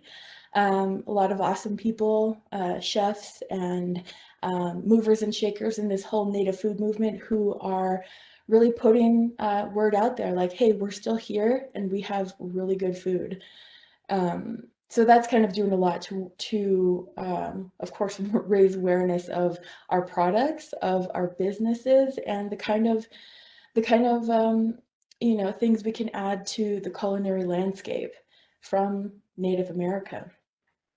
And of course, there's a lot of networking happening between, you know, chefs and farmers and entrepreneurs and you know, nonprofits and business incubators. So there's all that kind of work happening in our Native communities, and that kind of all, you know, that's like the definition of Indigenous economics. And it's my sister is an economist, and she had me read one of her a paragraph for a project, and I was like, you know, what is Indigenous economics? Like, how is it different from just regular economics and business, non-Native economics and business? And she said, you know, in Native America, we're very community centered. We think about when we do anything, it's always about like helping our community. It's always about addressing a problem in our Native communities. And so when entrepreneurship work happens, it's all about helping the community, benefiting the community, raising awareness of different issues. And you know, that's exactly the kind of work that you guys were talking about, like your program here is about knowledge sharing, supporting, connecting people.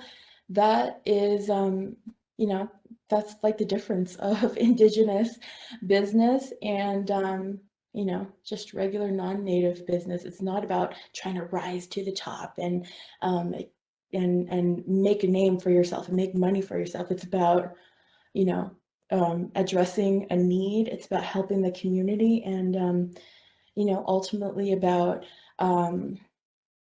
you know, how do I say, like, keeping like culture connected to all of this as well, which is something that you don't often see from other, you know, from the outside. So I see a lot of like updating of those food policies that I was talking about. I know there's work being done on the Navajo Nation to address some of the food safety policies and laws to make it maybe a little bit easier for small-time entrepreneurs to navigate that system and, you know, get that approval. And then of course, there's a lot of like tribal food sovereignty initiatives. I mean, tribes are always fighting to protect resources, fighting to protect rights to food and land and, you know, resources. And there was a case, the Keeps Eagle case. It's a really big lawsuit where the plaintiffs, us, Native Americans, were successful in getting a huge settlement. That settlement is like, gosh, like I have it in my notes, $760 million. You know, for Native American agriculture. So, you know, tribes are leveraging their sovereignty to protect those resources, and from that from that settlement, this nonprofit was created. It's the Native American Agriculture Fund, and they're one of those nonprofits that do like a whole lot of work in Native community to promote tribal agriculture and entrepreneurship. So there, you know, for many different areas, there's a lot of work that's being done from the culinary, you know, area, culinary area to business, economics area to fighting laws and fighting for rights in Native America, raising awareness in the media, and just making sure that, you know, people know we're still here, because it's ridiculous that a lot of folks don't know that we can be entrepreneurs.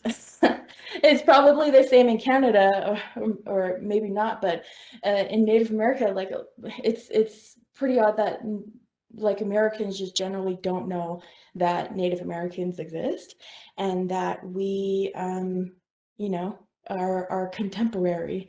There's a lot of uh, like when Americans think about Native Americans, it's always like from the past. So, you know, that's why like awareness is very, very important. So yeah, I mean, that's kind of like the short end, the very short like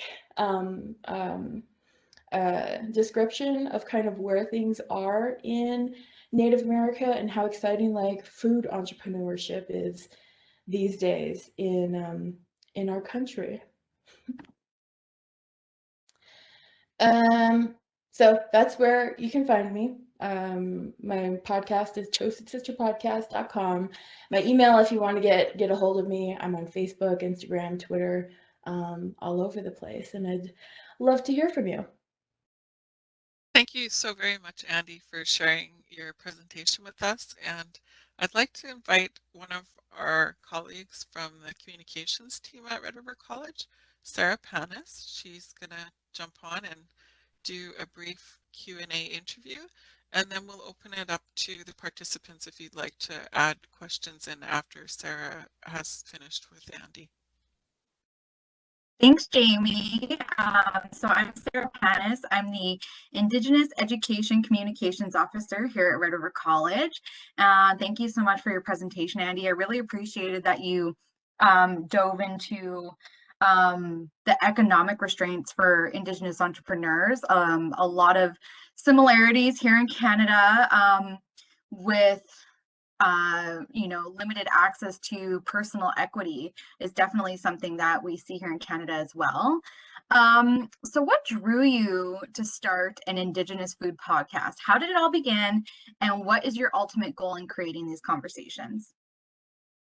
Yeah, so it began with me complaining to my coworker about how I want to do all the food shows for Native America Calling. Like I kept pitching food shows for Native America Calling, and it got to a point where the executive producer was like, "You got to do something else. You got to do other topics." And so she suggested a podcast because we're both podcast fans, and I thought, you know what? I have all the equipment here. I have the knowledge and know-how. Let's just let's do that first episode. So I did, and then it turned into this whole thing. And like I said in the beginning, it's all about sharing these food stories, putting food stories in the podcast landscape. My podcast is pretty much one of the only podcasts out there about Native American food. I mean, podcasts can be about anything. And I'm glad to put these stories in a space where, in a vacant space, pretty much. It was a big vacant space there. And, the more people know about personal stories, and personal stories always like include a lot of issues, because every day we deal with issues of inequity. So yeah, I just wanted to put them out there because they weren't there before. For sure. And you've definitely interviewed a wide variety of entrepreneurs and restaurant owners. So what has surprised you most about your podcast guests? I think what surprises me most about the folks I talk to is that they don't give up. Like we mentioned throughout this whole event here, there's a lot kind of that we're up against. There's tons that we're up against, and there's a lot of hard work that has to be done. And the folks on my show, they are doing it no matter what. And sometimes I hear a lot of complaints about doing things to the point where you're broke or you're tired, but still there's just like this heart that's in everything that they do, that we do. Yeah, because we've seen the loss of so much of our culture, so much of our food culture and knowledge, that there's that need to revitalize and just bring these things back, or highlight it in maybe a different way, a new contemporary way, where it's maybe more welcoming to other folks in the community who may have never been interested in food. But now that we know that folks in our own community are doing this work, maybe that this is their first time, like, oh, if this chef or this farmer is doing that work, I better go support it, because because it's because of that community, that community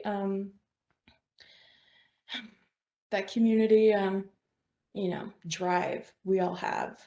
It seems like everybody's a relative in Native America, which is so great. Yeah. It's probably the same here in Canada too, that's for sure. And I love what you said about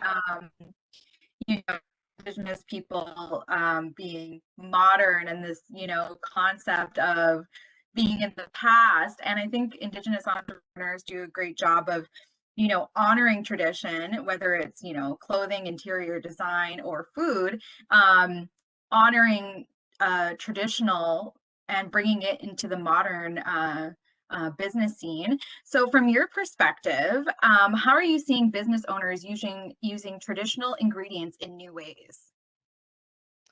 Yeah, I mean, there's tons of chefs who are doing it, and creating, cookbooks and sharing recipes online. There's tons of folks in social media who are making videos of, cooking videos using ingredients that are traditional mixed with, more contemporary flavors. Yeah, there's a there's I think let's see. There's like so many examples. There's so many examples. I should have like just pulled up my website and just like went down the list. But yeah, like an example, like for me, because I'm an urban native person, I don't have that close of that close of an access to traditional foods, and also that kind of knowledge was never passed down to me, like traditional Navajo food knowledge, like that was never passed down to me. But it through a lot of people sharing this knowledge in public spaces like social media, and through talking to the media, I've gotten pretty comfortable buying some of these ingredients and finding some of these ingredients from home, from online resources, and bringing them into my own kitchen, where I'll mix these ingredients with in a salad. That's like one of my favorite ways to use native ingredients and to use any ingredient. I love making salads. And really like tasting it, and then like further, getting interested and invested in the story behind the food. So yeah, it's like it's a whole mix of like really creative ways people are using Indigenous food, traditional Indigenous food. But there's also that conversation folks are having with, keeping food sacred, keeping certain ingredients sacred, really holding true to the traditional way of harvesting and cooking and processing, and having conversations about like, should we even sell it? Should we even build a business around this? Is that ethical? So yeah, there's that kind of conversation and work that is currently being done here too, is navigating the traditional versus the traditional and economics. Yeah. Right. Makes sense. I think you already covered this in your presentation barriers. But are there any other gaps that you're seeing for Indigenous food entrepreneurs, and how big is a factor is access to technology in food businesses? I think one of the barriers would be like, we mentioned it just a little bit in this event here, but marketing, branding, and really finding your aesthetic.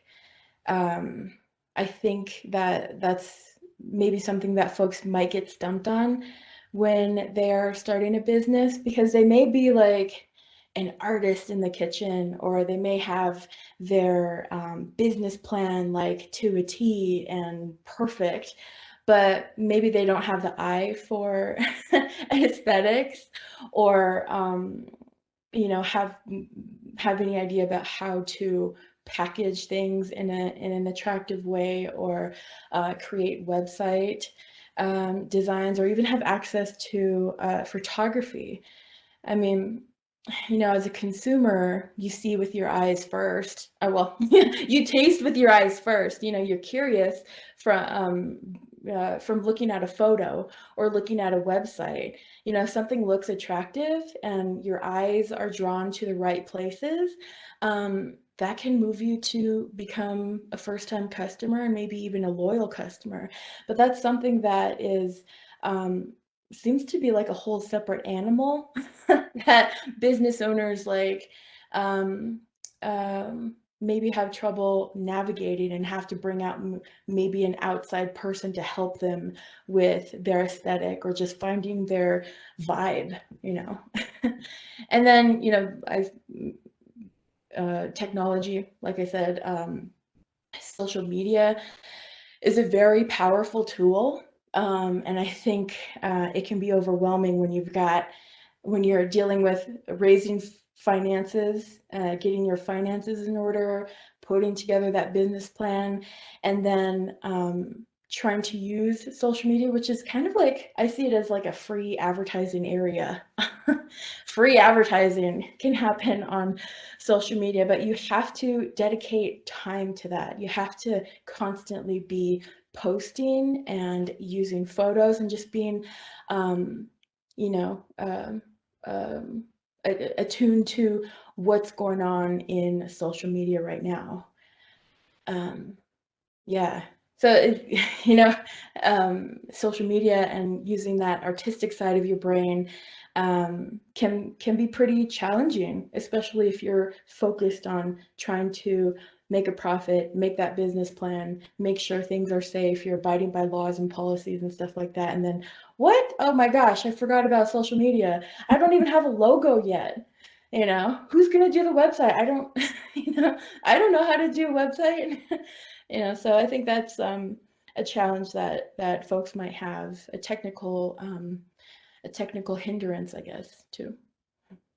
Yeah, as someone in marketing and communications, I can definitely see that social media is always changing and it always seems like there's something new you have to learn. And yes, it's very time consuming. Yes. And so, and something you mentioned, it's the consumer relationship with these food entrepreneurs. So what is something that you think us consumers can be aware of to better support Indigenous food entrepreneurs? And what do you wish something that consumers knew about Indigenous food entrepreneurs? Yeah, I would say something you could do to support and just be aware of Native food entrepreneurs is follow them on social media. Follow them on social media because you'll kind of automatically be connected to people who are similar. Get involved in like online communities and groups on like Facebook and really pay attention to what other people are excited about. Yeah, I mean, that's literally how I find out about new businesses and new folks doing work in this Native food community. As I started following a couple of chefs first, and then that blossomed into me following a couple of hundred Native farmers and entrepreneurs and chefs and people doing all this different kind of work in Native America. I mean, like as a journalist too, I have to keep an eye on all of this. So I think one thing people should know about Native entrepreneurs is that I know a lot of entrepreneurs put their heart and soul into their product, but Native entrepreneurs, they're doing it for a bigger reason than profit. Yeah. And that's why you should support them, is because their work really kind of benefits the whole community, really. Great. I have two questions. Okay. Do you have any advice for future entrepreneurs who have a great food product idea? I would say maybe pay attention to aesthetics and that branding first, because that is so powerful. yeah, if you have something attractive that looks attractive from across the country, from social media, I mean, then you've got it. Yeah, and really pay attention to social media because that's where it's at, especially if you're looking to, you know, build a following. Yeah, and really kind of like find your voice. I think a lot of folks don't want to put like their own personal voice or their own face on social media or their website. But I think if you really put your personality out there and maybe you show your process along the way, folks will get excited and they'll relate. If you have, you know, color and personality and emotion behind your work, your very important work, because that is also very attractive as well. You know, sharing stories behind the food, and yeah, I love following people who show like the process that they go through. Yeah. Right. It's all about being authentic, right? And with Yeah, it the adds to that authenticity. yeah, and definitely with the aesthetics, we see that in Toasted Sister with your artwork, and you know that branding is so important. So Yeah, final, I like try to keep everything like black, you know, and I stay with that. Yeah. final question: will you yourself be going into the food business? Yes. Um, yes. Um, so I'm working on trying to open a native food grocery store, an indigenous food grocery store here in Albuquerque. Um, I'm like my intro said, I'm a home cook. I love cooking. I love working with ingredients from all over the world. And one day I got curious about black pudding, like the European blood sausage. Finding it in Albuquerque was a little bit of a challenge. I went to, you know, the usual little grocery stores that I know of, and I couldn't find it. So I just reached out to social media, and a bunch of people replied like, hey, there's this European grocery store. This one specializes in like, you know, foods from France, foods from Italy. Did you try this other market that has like Korean and Middle Eastern and Indian? And somebody finally said, here's this little place. It specializes in European food. You'll find it there. And so I went to their website, and it said all of our ingredients come from Europe. And I'm like, God, that's thousands of miles away. That's thousands of miles away. And like I was looking at the website and I was like, how about from right here in Albuquerque, in the Southwest, in Native America? Like, how come we don't have an indigenous grocery store here in Albuquerque when there are tiny grocery stores all over the city that specialize in Asian food, Middle Eastern food, Indian food, European food, just one whole market specializing in Italian food and ingredients? Like, why not a native indigenous little grocery store?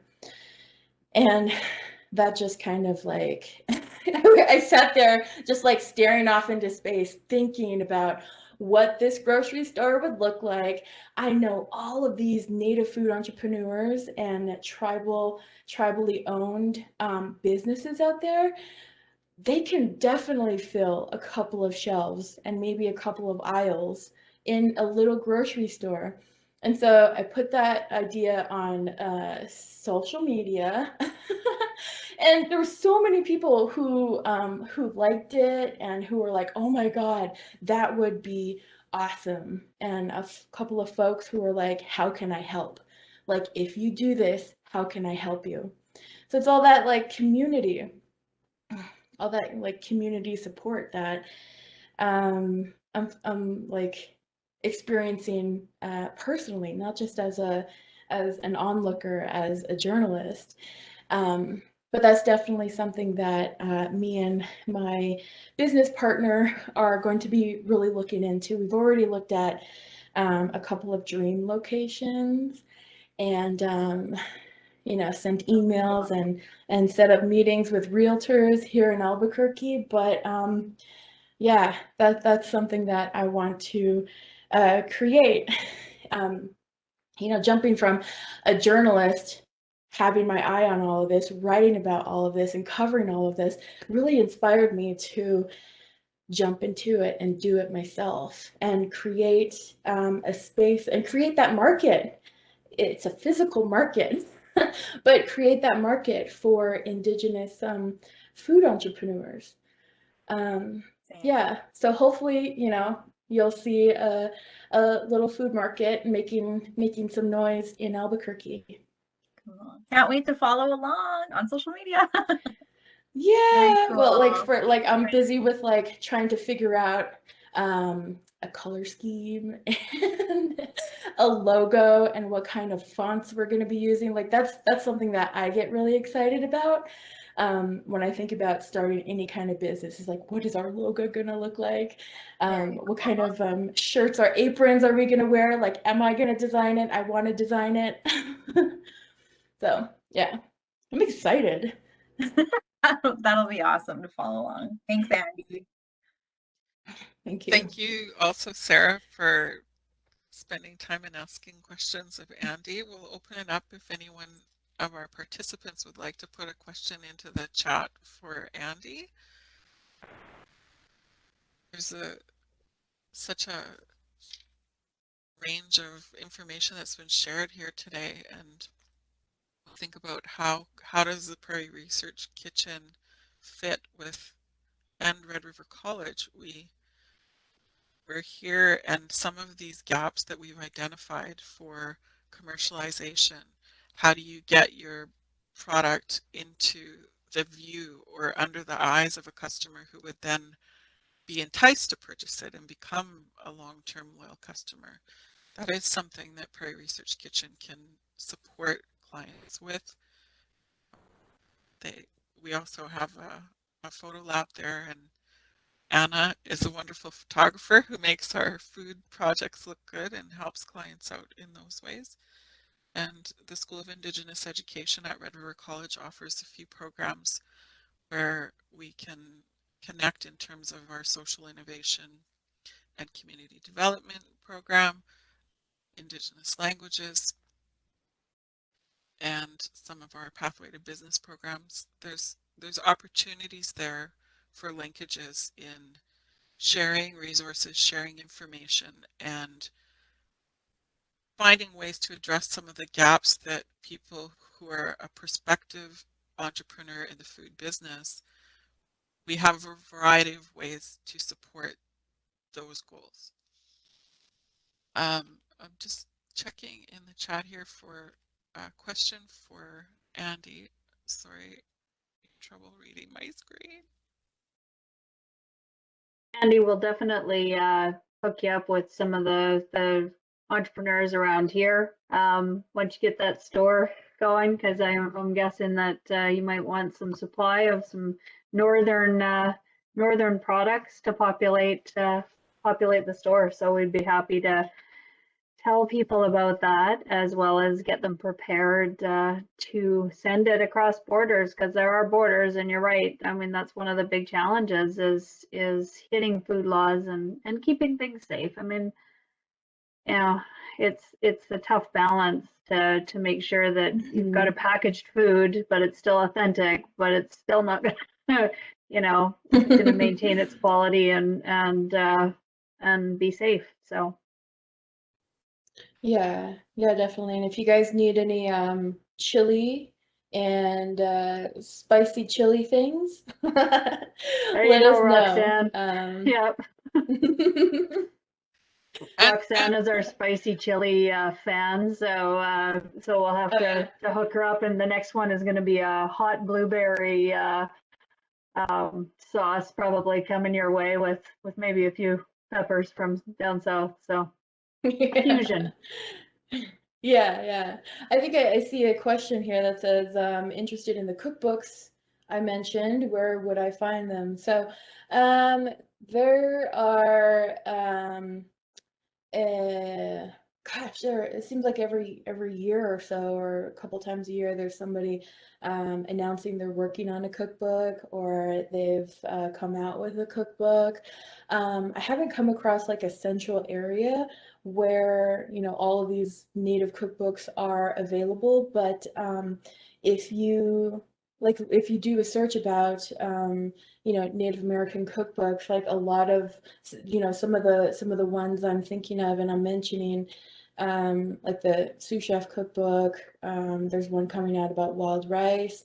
There's one that's about like healthy eating. There's one based just here in the Pueblos called um, um, Pueblo Food Experiment. Yeah, so those frequently come up first. But I think it's also like navigating some of the non-native cookbooks that, you know, are from the past that sometimes get mixed up into new searches for Native American cookbooks. I should make another list and put it on my website, because that's another frequent question people ask me. Is like, where can I find these cookbooks? Yeah, I'll make a list. Thank you so much, Andy, for joining us today. Another obvious, or maybe not so obvious, resource at the college is, of course, our culinary programs, and those are available for students to enroll in both our regular culinary and baking programs as well as our School of Indigenous Education. We offer a culinary skills program that's more of a co-op style and has a larger Indigenous perspective in those classes. So I don't see any other questions, and help me out if you see something in the chat that's not in the Q&A. I do have it, Jamie. So I could take over some of these questions. So we've got what are your hopes for food entrepreneurship and specifically Indigenous food entrepreneurship in the coming decade? Is that for me? Yeah, that's for you. Well, I hope all these products make their way to my grocery store. No, I hope you know, that in the next you know, in the next decade, in the next couple of years, that Native American food really has like a spot at the grocery store, really has like a spot in our larger, you know, culinary landscape. Right now, you know, media coverage right now is still kind of like, oh, here are the issues, the food issues affecting Native American food. Here is a long definition of what Native American food is. But I really hope that people really understand like what Native American food is and can be, and really you know, are knowledgeable about their the tribes in their state and the indigenous flavors like in their area, because supporting local is something that is also very important to us, and now like the greater you know, non-native society is like finding things that are local. So yeah, we make a bigger name for ourselves. Yeah, I agree. There's room for it too. Absolutely, there is. I've traveled to a few countries where, you know, I get a chance to work with some of the Indigenous cultures, and the first thing that comes up is food and the presentation of food and the promotion of the local foods. And there's more of a big deal about it. I think there's a lot of room for that to happen throughout North America, where that's shared and known. I mean, I didn't realize after listening to some of your podcasts, I didn't realize about the ash added to corn to change the nutritional profile and used. I mean, just things like that I've been in the food industry for 25 years, but need to sort of look around and get the lessons from other people, other cultures, other, you know, other food sources. And so it's an exciting time. I have one last question for you. One of the things that we're involved in, obviously, is sort of value-added processing. It's the fancy term from, you know, taking it from the wild rice grain and turning it into something else. Do you see more of that happening, like processing happening, or is it still very much an agricultural state and in a raw material, or do you see people moving towards creating new and different products for sale? Yeah, exactly. That's exactly what I'm seeing. Folks packaging up like nutrition bars using indigenous ingredients. Um, what do you call it? Kombucha. There's a really cool kombucha company that got started, and you know they're using raw ingredients to make a product. But yeah, I think like the work that you guys do over at the college is really, you know, product development and test tasting and really, you know, having a bunch of people taste things and have feedback and really develop a product that is actually going to work, I think is something that maybe we need to start focusing on a little bit more here. I don't think there's a program like that here in the United States that helps, you know, on the food science and product development side of things. There's a lot of entrepreneurship help out there, marketing support out there, culinary education out there, but I haven't seen so much of a focus on developing a product from, you know, making a mix out of something like you're talking about. But yeah, there's that being developed right now. I see it. There's lots of room for growth and new products. So I'm excited to see what our local entrepreneurs and communities come up with in the future. And I thank you for your participation in this. It's great to hear what's going on all across the country. Jamie, Yeah, over to you. Yeah, well, as we come closer to 12 o'clock, we have 4 minutes left and want to thank everybody who's taken time to join us today. We are actively planning a second webinar, which will help us to focus more in on the business aspects of Indigenous food entrepreneurship and developing a business, so that we heard from, you know, Susan and Kelly and Andy with respect to the financial challenges and variety of structures. So we want to ensure that we include those voices and economic development funders, Indigenous organizations in Western Canada, so that we can share more stories and learn together and share our knowledge, so that Indigenous entrepreneurs and communities that we're here and able to connect and help innovate food product development and share what we know and create some new stories together.